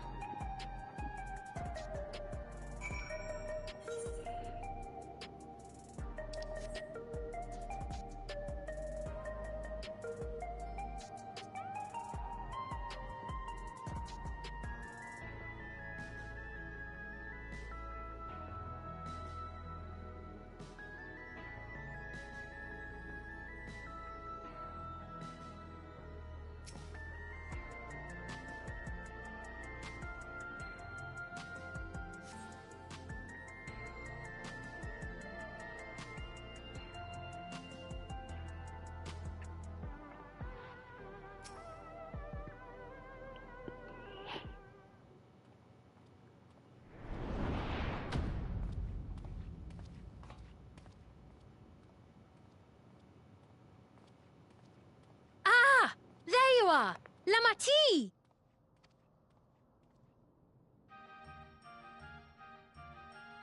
Sphene!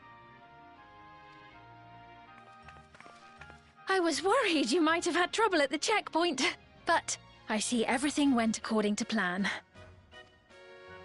Well, that's thanks to you.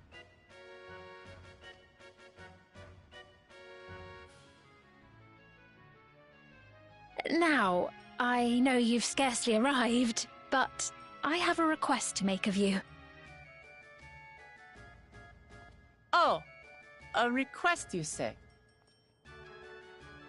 Yes, an important one.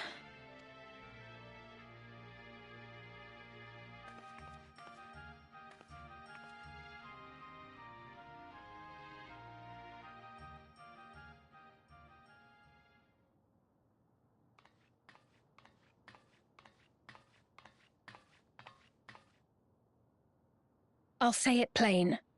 I want you to make peace with Zeralja. What? I thought you said you weren't on his side. We have come no closer to seeing eye to eye, nor do I condone his methods. Be that as it may, I don't want you to fight him. I don't want you to regret a decision made in anger and haste. Unequipped with regulators as you are, the risk is too great. I appreciate your concern, but you ask the impossible.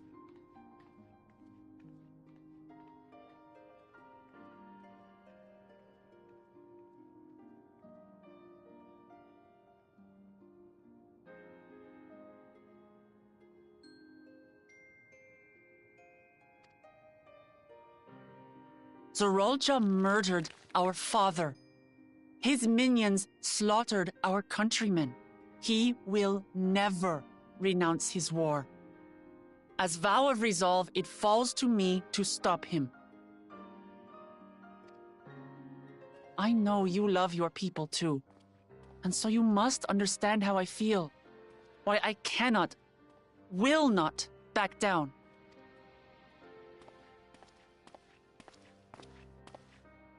I do understand. All too well. Let me say only this, then. Zeralja will use any means to win. If you would protect your people, return to them at once and prepare. Prepare as best you can. It may ring hollow coming from the queen of an enemy nation. But unlike me, you still have the power to determine your own fate.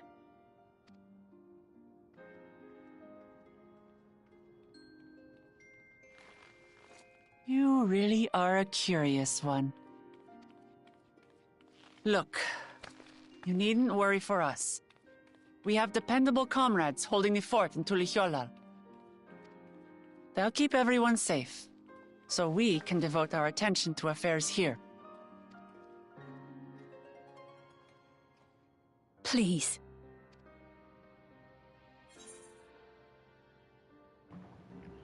Never fear. I'll be here alongside her. I won't yield on this either. Let's go with Oh. Oh. I won't yield on this either. We'll go with that one.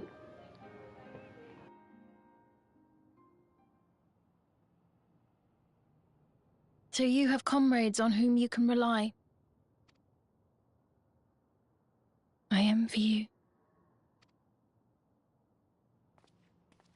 You know, we'd like to learn more about you.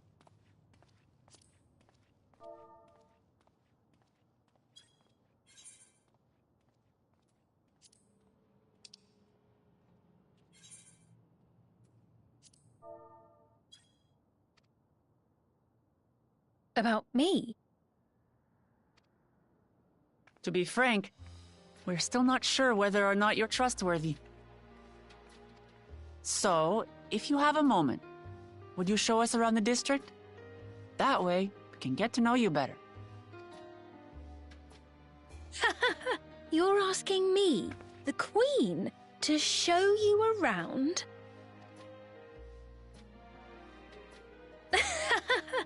Oh, but I jest.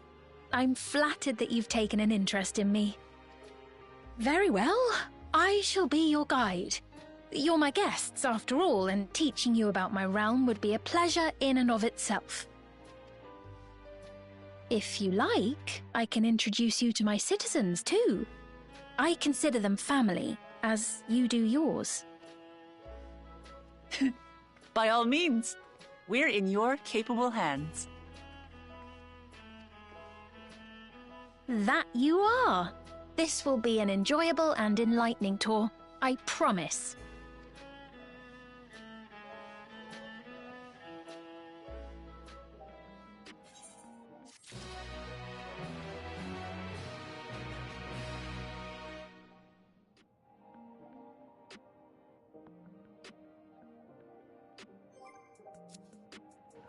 I'm going to switch to my dancer because something tells me I'm going to have to use the speed little buff walking around this place.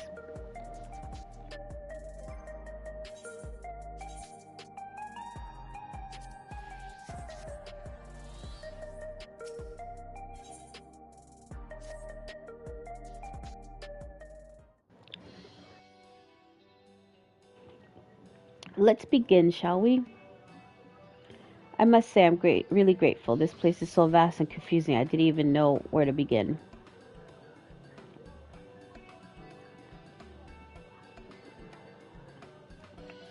Although this district may seem daunting in size and structure, all the key facilities are situated near key loads, what you call etherites. Remember this, and you won't lose your way.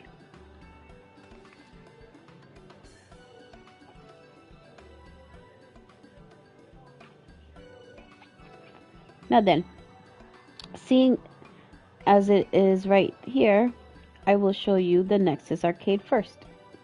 Please follow me.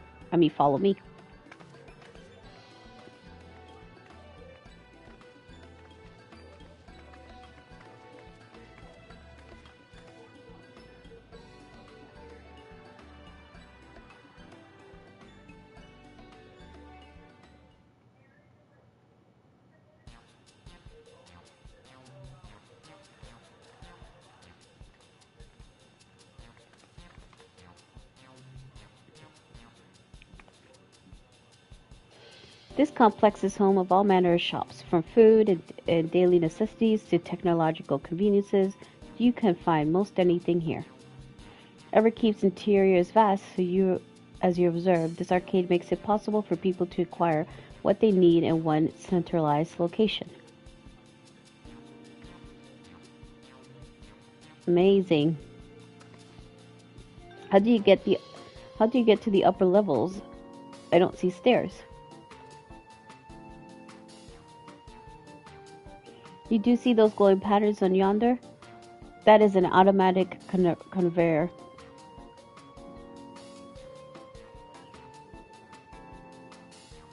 Such contraptions are found throughout Everkeep, allowing us to swiftly move between faraway places.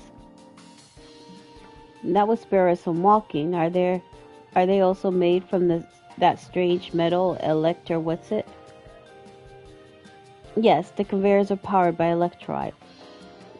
As a matter of fact, the ore is integrated into just about everything in Everkeep, even the floors and walls.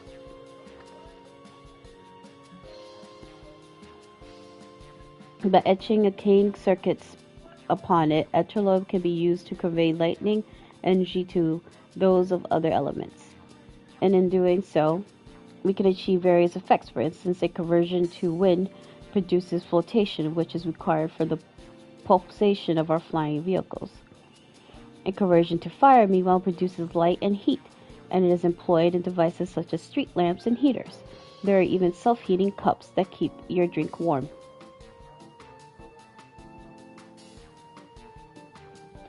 Can you make a drink cold if you convert to ice instead? You certainly can, or vending machines do just that. What's more, multiple energies can also be combined to produce some clever effects. For instance, by manipulating the air with the wind while projecting light with lightning, it is possible to alter one's appearance. It's almost scary what you can do with electrobe. If such a wondrous material existed in our world, I imagine everyone would be fighting over it.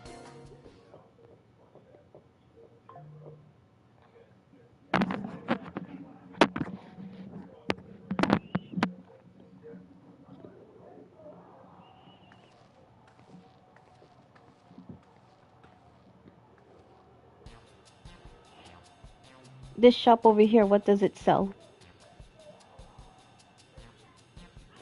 Let's see. Let's go take a look.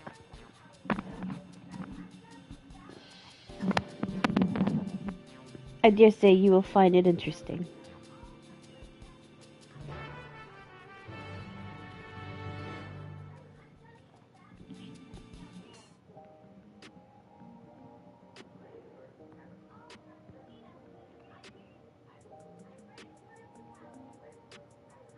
What's this? It's for crafters. Yeah.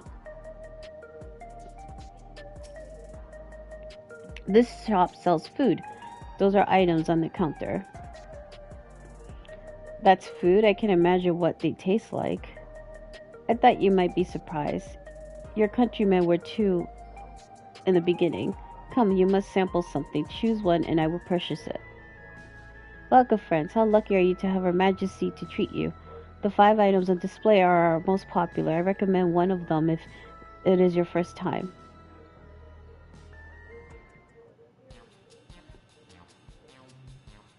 Select an item that interests you.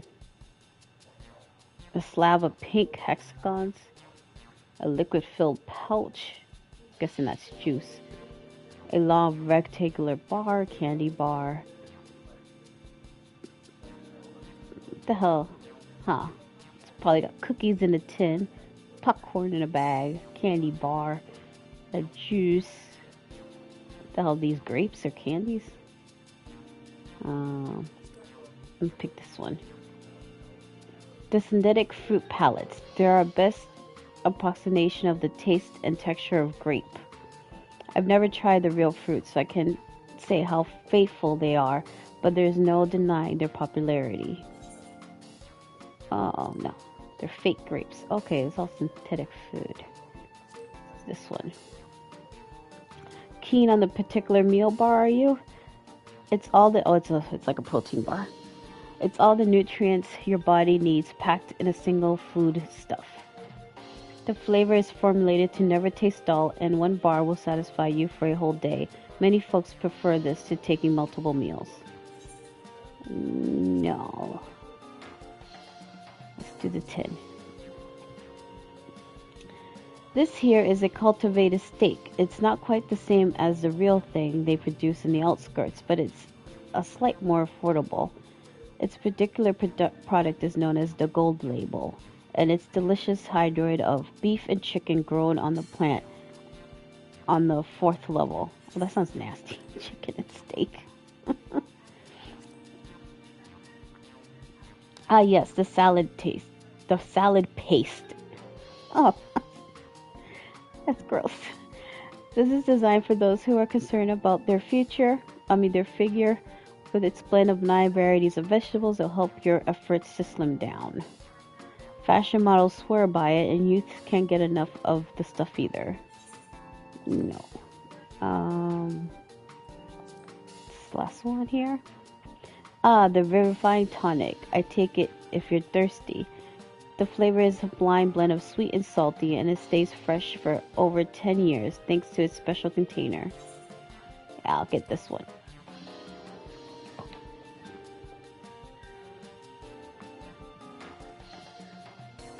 Well, they're all very tempting. I'm going to have the steak. I'm absolutely starving.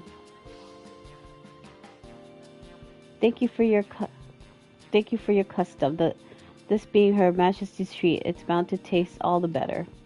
Say, would you mind sampling your selections here and now? It's been a long time since we had newcomers, and I'd love to see your reactions.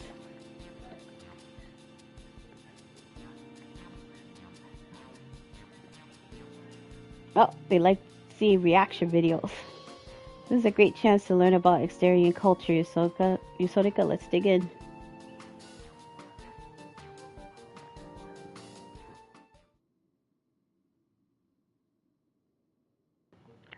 Alright, here we go.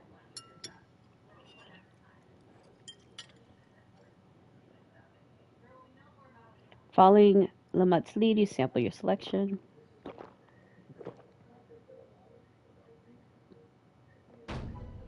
Amazing, I never had any meat like this before.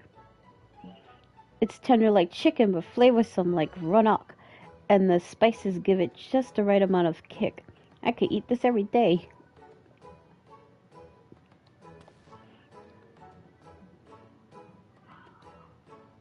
Don't mind them. They're just happy to see your honest reaction. How about you?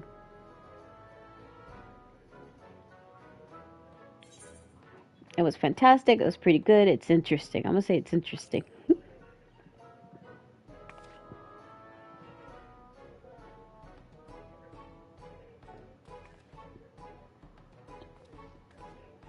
Haha, it's always such a pleasure. My thanks for humoring me. This does take me back, though it was chaotic when the people of Torali first arrived. We endeavored to learn about one another and embrace our differences. All right. What about you, Spleen? Aren't you having something to eat too? I appreciate the dump, but I'm fine for now, thank you. All right. But what's your favorite food, if you don't mind me asking? My favorite food?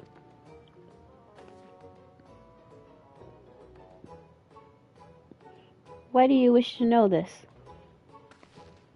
Because I want to get to know you better. Why else? The more you know someone, the more you grow fond of them. That's what my old man believed, and my experiences have led me to believe the same. My favorite food?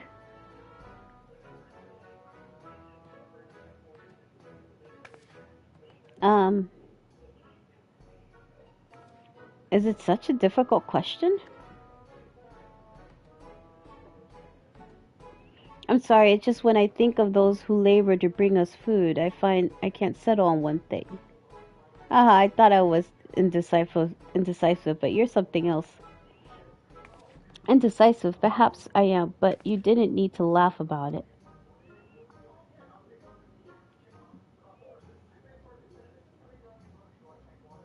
The fuck is that little baby lizard thing?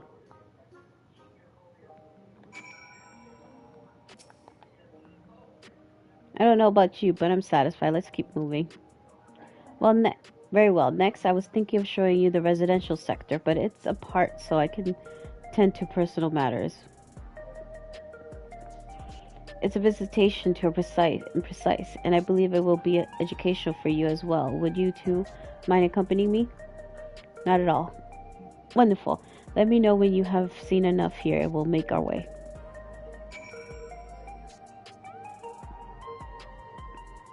Let's see what stuff they sell here.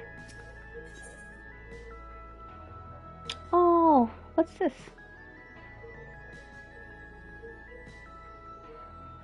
Oh, this must be the raid stuff. Ha! I'm a mascot doggy. Oh, that's too funny.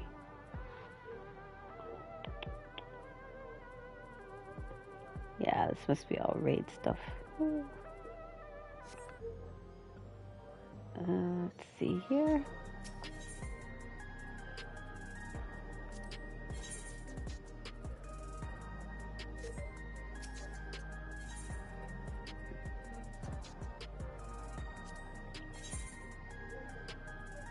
Oh.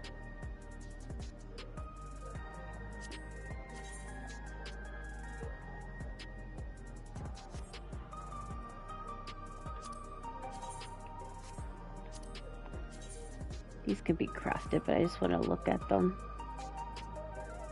Don't really like the way they look. Let's see the magic ones.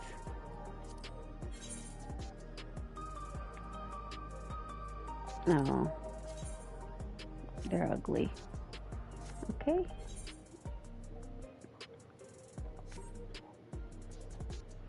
I'm gonna repair. Actually, let me repair my gear. Repair all inventories. Let's go.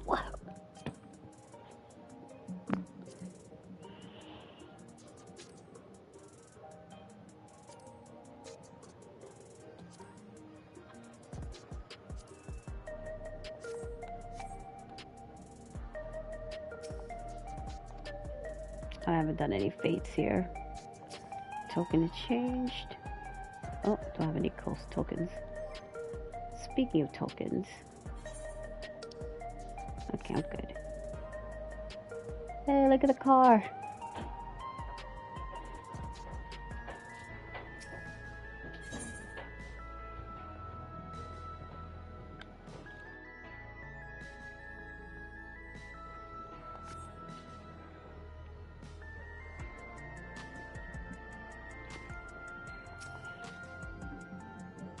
Ready? Then let's head to the residential sector. It lies to the southwest. As we walk, I would be glad to tell you about any places of interest that we had come upon. Ugh, I don't like these.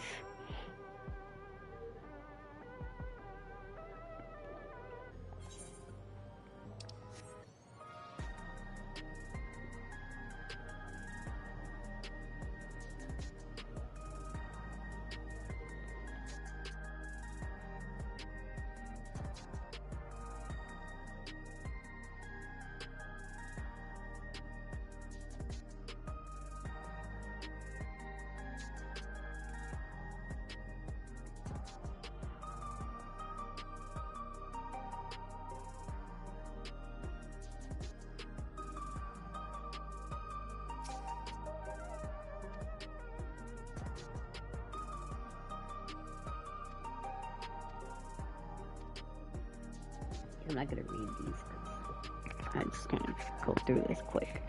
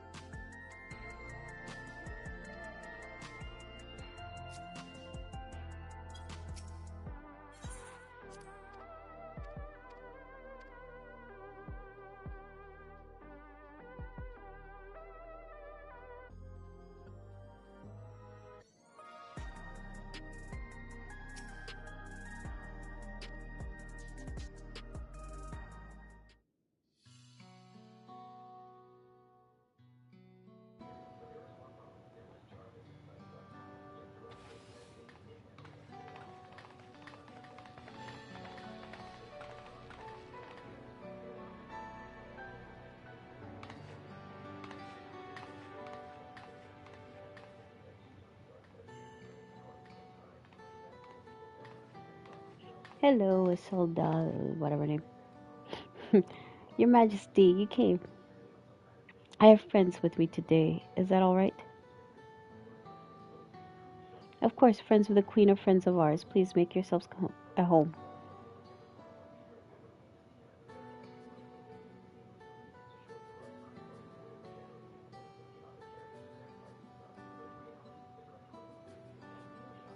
How how has Milos been? There's been no change, but the systems are thankfully mild today.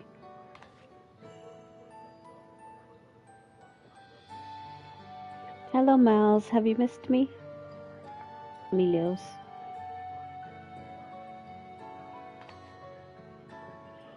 My son was born with Livian sickness, a severe etheric imbalance towards lightning. As a result, he suffers from paralysis. He cannot walk and struggles to speak. For a blessing, he still has his hearing, and even on bad days, he can communicate with his eyes. I see. The Queen often visits, does she? She does. Milo simply adores her. He sometimes even manages to smile when she's here.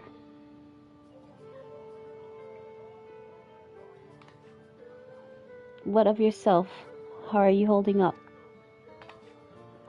You needn't worry about me, Your Majesty. You always make time for us, and we have everything we need. I'm glad to hear that, but you mustn't strain yourself, understood?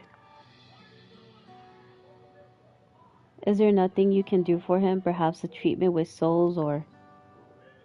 Unfortunately, no. While souls can revive those who have met with an accident, they cannot reverse the effects of old age and illness. Truth be told, many children are born like Milos. The illness has existed for generations, but we've been unable to find a cure. The cause is quite clear, though. The excess lightning in the environment. It's no coincidence the number of cases has risen miraculously these past 30 years.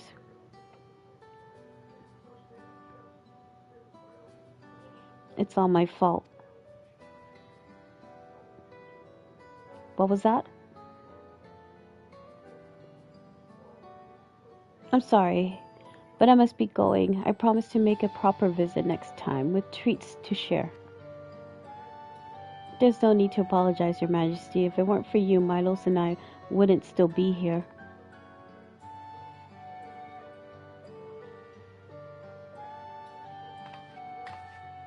Thank you, Queen Spleen.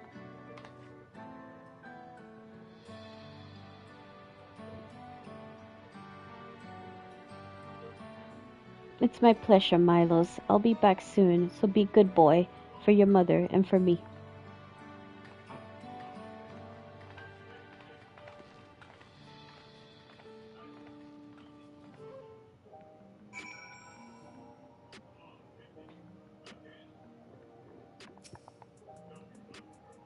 My thanks for accompanying me on the visit. The illness is part of life in Alexandria, and I thought that you should know about it. We'll find a cure one day. Mark my words, we'll make it so unfortunate children like Milo smile again. Well, let's continue the tour, shall we? Look, you obviously have duties to tend to, citizens to look after. We can stop here if you like. No, I'll do this because I want to, so please do not worry. Next, I'll show you one of the district's most vital facilities, a place called Resolution. To reach it, we'll need to go by way of Levy Node 9, where the Aetheryte is situated.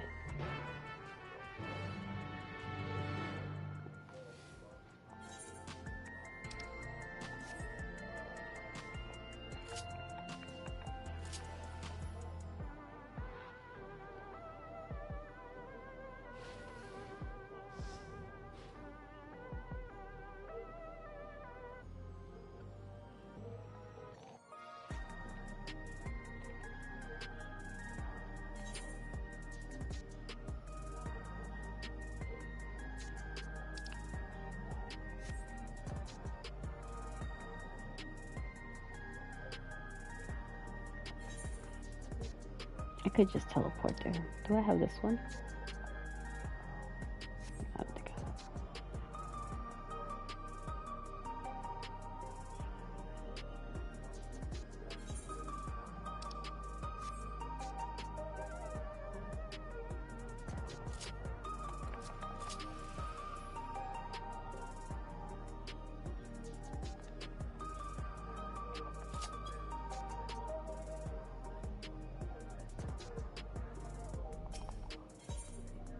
Oh, I do have it, okay.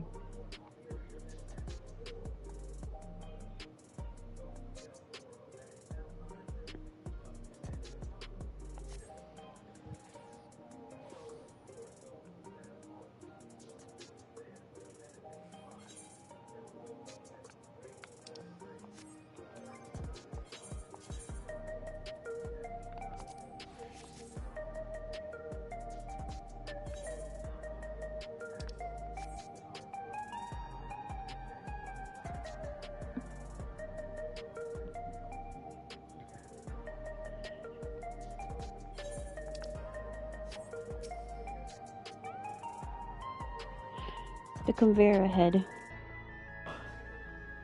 The conveyor ahead will transport you to the government sector where resolution is located. The markings on the conveyor indicate its direction, and there is a pair just like it on the other side. Is it safe?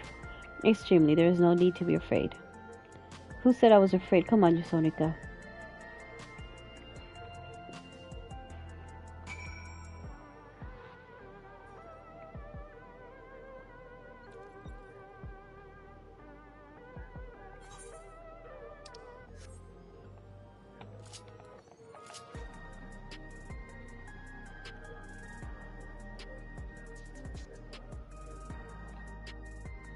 Make these cities way too big for no apparent reason.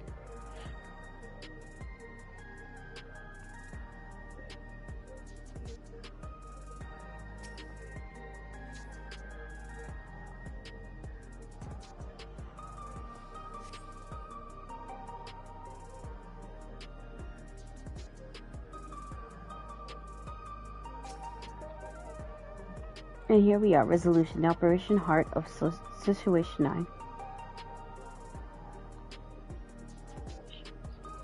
Solution 9, not situation 9. Wow, solution 9. From resolution, we oversee the running of the district and provide essential services to civilians such as welfare support and job introductions. It's quicker to show than tell, so let's proceed inside.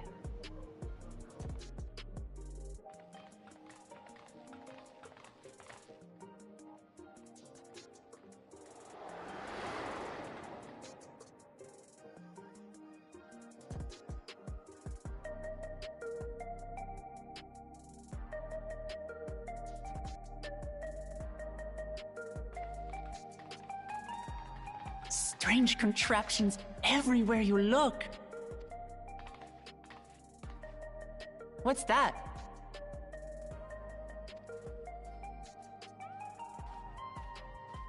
An infusion station. It dispenses souls in exchange for credits. Through hard work, citizens can obtain the peace of mind provided by spare souls. It's the way of life for Alexandrians, and has been for quite some time. But I imagine it must be difficult for outsiders to comprehend. That's putting it lightly. To be honest, it sounds disturbing.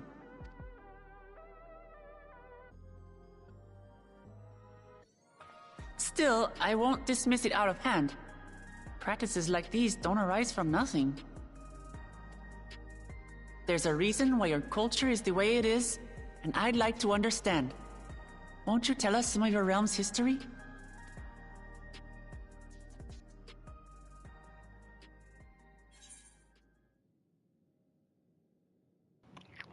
I'm keen to learn too. That's right. I want to know what's going on here.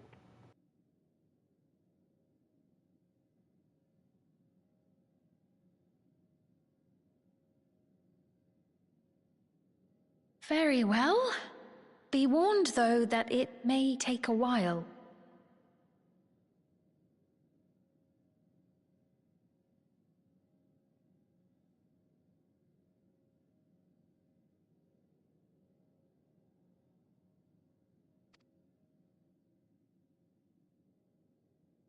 In the distant past, over 1,000 years ago, it's said, lightning energy began to swell in our world.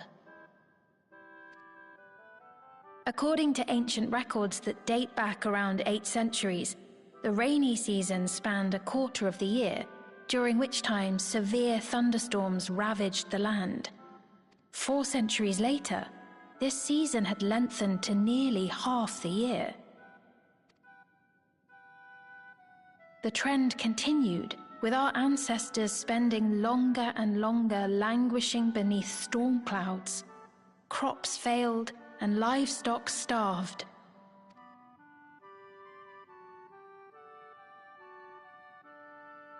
But amidst this growing desperation, a miraculous material was discovered that promised salvation: electrope.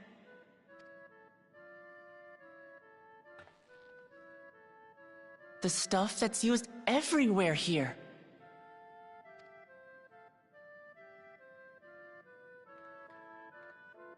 Indeed. One day, when out inspecting a forest after lightning had caused a fire, a villager came upon a curious black ore none had seen before. Testing revealed that the ore possessed a singular property. It could store lightning and convert it to other energies. In that instant, the scourge of endless storms became a blessing. Dubbed electrope, the ore found use in myriad inventions and dramatically improved people's lives. So much so, in fact, that all nations soon became dependent upon it, despite the difficulty of obtaining it in quantity. Supply was chronically scarce, and when nations couldn't meet their needs with their own deposits, some resorted to taking electrope from others. Fighting was isolated and sporadic until electrope came to be used in warfare.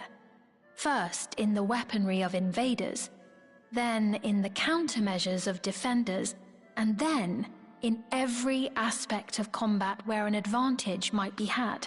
This served only to exacerbate the ore shortage, leading to further escalation. Before long, the entire world was engulfed in a terrible war known as the Storm Surge.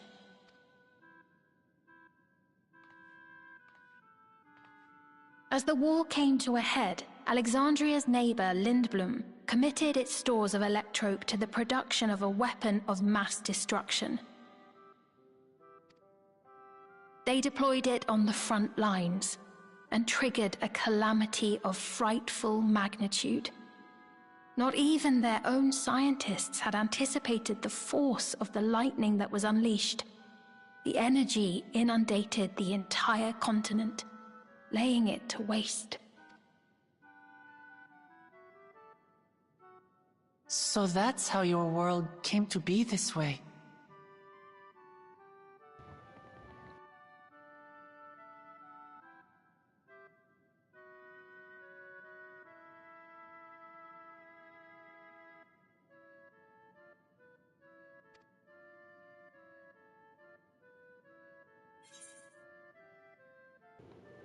See, I'm put in mind of the flood of light, just like the flood of darkness. Sounds an awful like.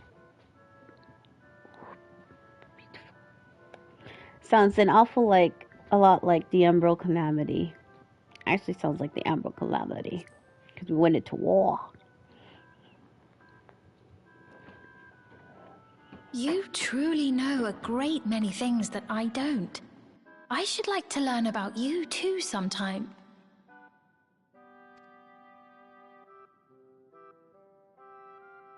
But to continue the tale, the people of Alexandria had already lost much to the war. They lost almost everything else to the Levin.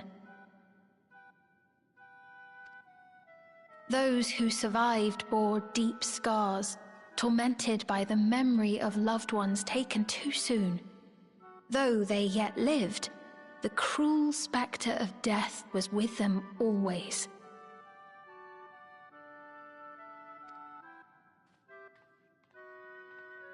Seeking a solution, our scientists turned once more to electrope, and after extensive research, they developed the means to preserve memory and soul. Physical death isn't the end. So long as our memories endure, we may live on. This belief sustained us then, and it sustains us now, granting us comfort. That's quite a tale.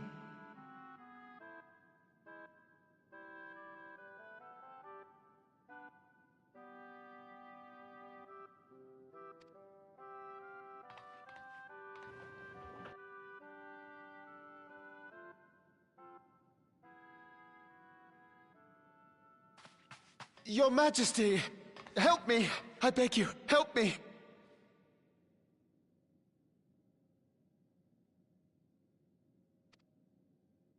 What's the matter? I've got no souls left. Not a single one! But the lot at Soul Supply refused to give me any! Please, you must do something! My apologies, Your Majesty.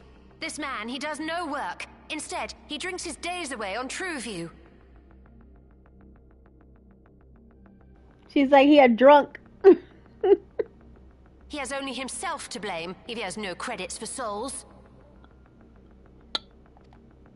That's not true! I'm a fighter at the Arcadian. Or rather, I was. I haven't been allowed to fight because of the King's decree. It isn't my choice. I see. You're a brave warrior of the arena. I want to help you, I sincerely do. But I cannot give you preferential treatment.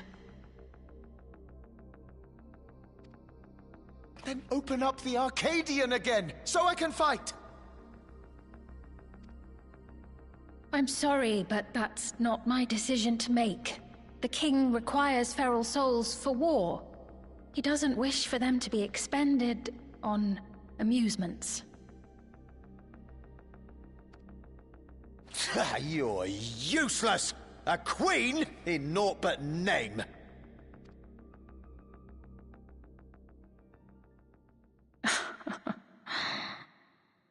Insolent wretch!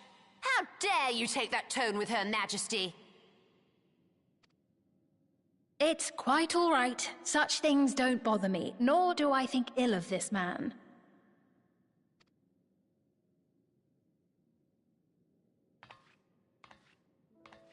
Hear me. Though I cannot grant you a soul, I mean it when I say I want you to live.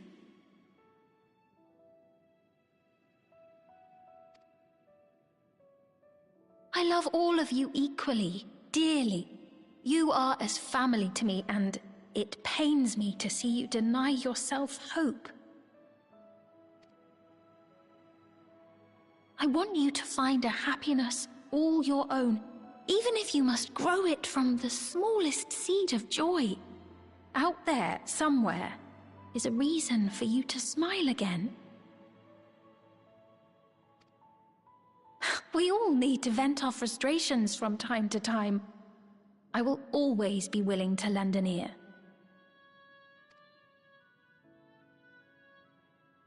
Yes, Mum. Of course. Screw that, I want souls. He's like, I want money. Even without a spare soul, I suppose I'm fine as long as I stay in Solution 9.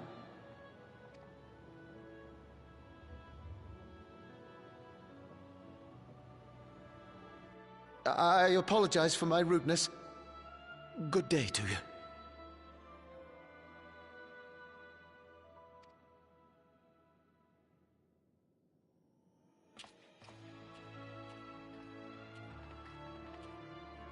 Keep your chin up, my friend.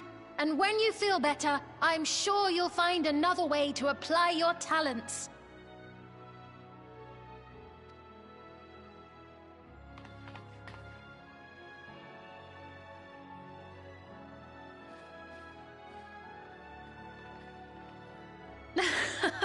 I'm sorry you had to see that. Let's keep moving, shall we?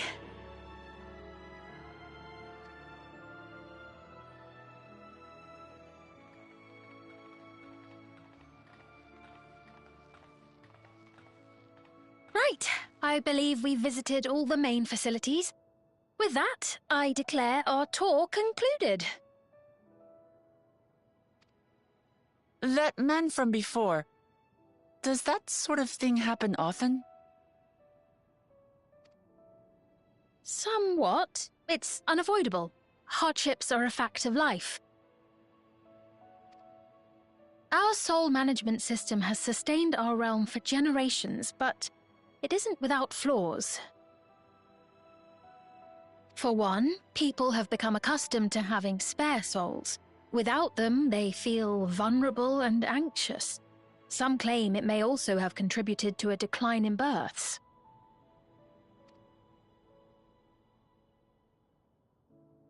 Just thinking out loud, but would it be possible to do away with the system?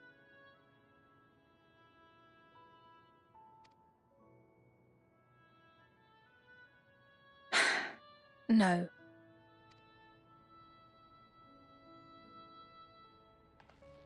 I know it isn't easy to change one's beliefs and way of life. The Mamulja had their reasons for their reliance on blessed siblings, much as you have yours for souls. But if we defeated Zorolja, you'd be able to make all the decisions, right? Then we could work together to fix things, restore your realm to where it belongs, and see where we can go from there.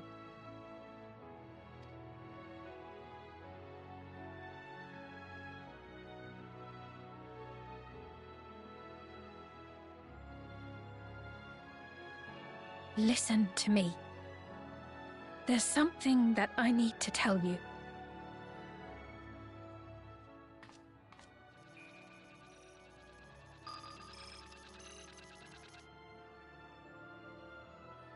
What is it? Actually, never mind. It's nothing of import. Well, it was lovely showing you around. Of course. Of course. Thanks so much for the tour. We've learned not only about your realm, but you as well. For now, our priority is Aralja. But once we've dealt with him, perhaps I can return the favor and show you to Lihiolal. I'd like that very much.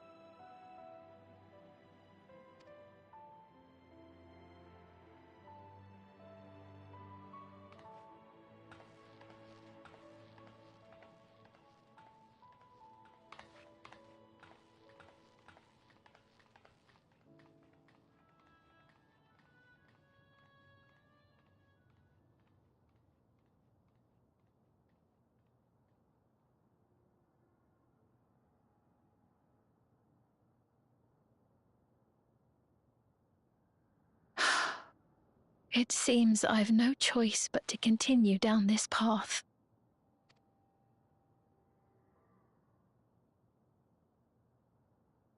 Forgive me, Vau Wuklamat, but I must disappoint you.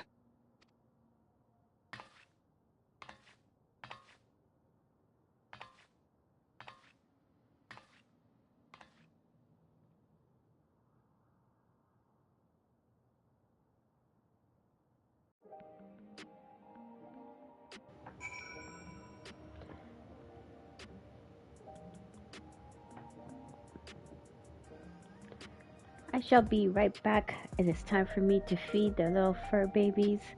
I'm going to stop for a couple minutes, but I'll be back.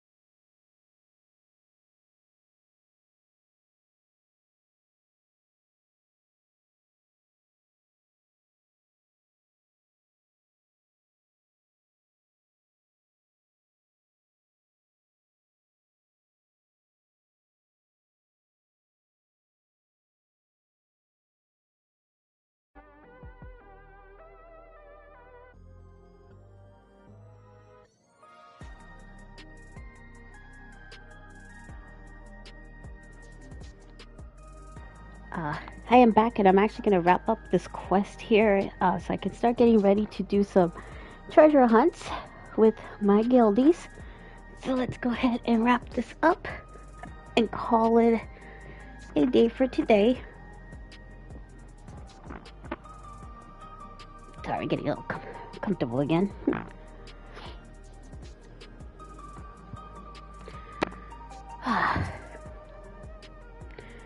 What was Queen wanting to tell us, I wonder? Well, it can wait for another time. We've been exploring for a while now, and she'll probably go to Kashasha's meeting point. And I'll be back that way we came, I think.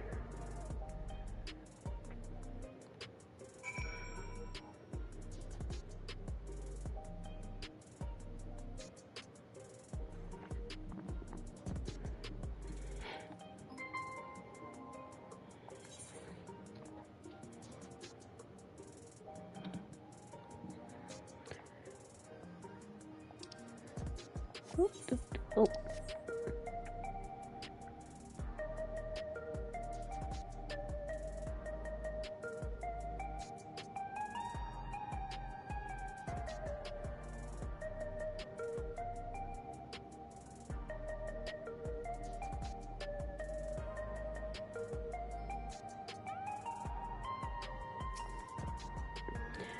Queen generally cares for her people. I can respect her for that. And thanks to her tour, I came to better understand the lives of the Alexandrians. They don't feel so strange and distant anymore.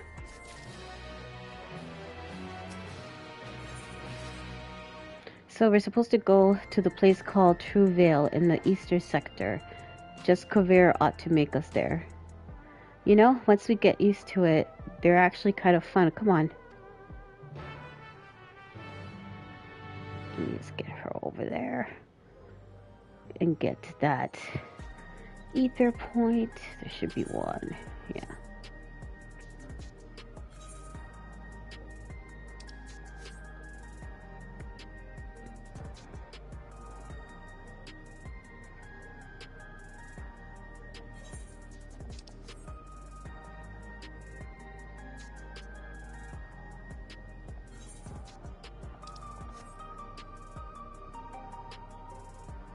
It's funny that there's two of them so close to each other.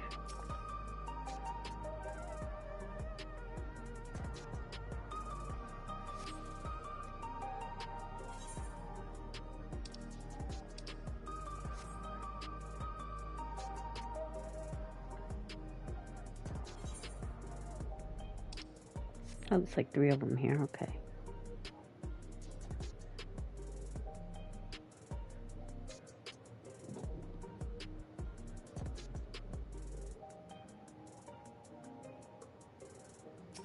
Okay, that kind of looks cute, though. That building right there. The weird little creature.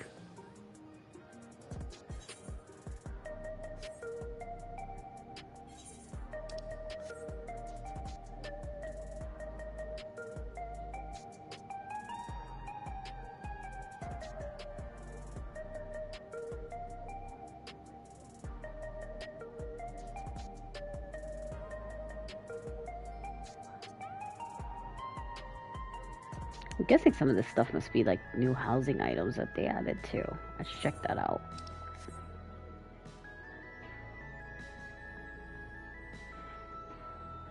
Alright, we shall be back later to finish this, but I'm gonna go get ready for some treasure hunts. I gotta go buy some maps.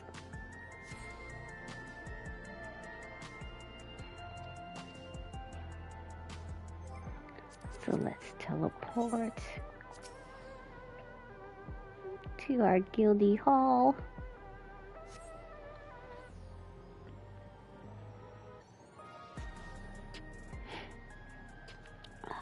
Switch over to my bard, because that is who is at 100 right now.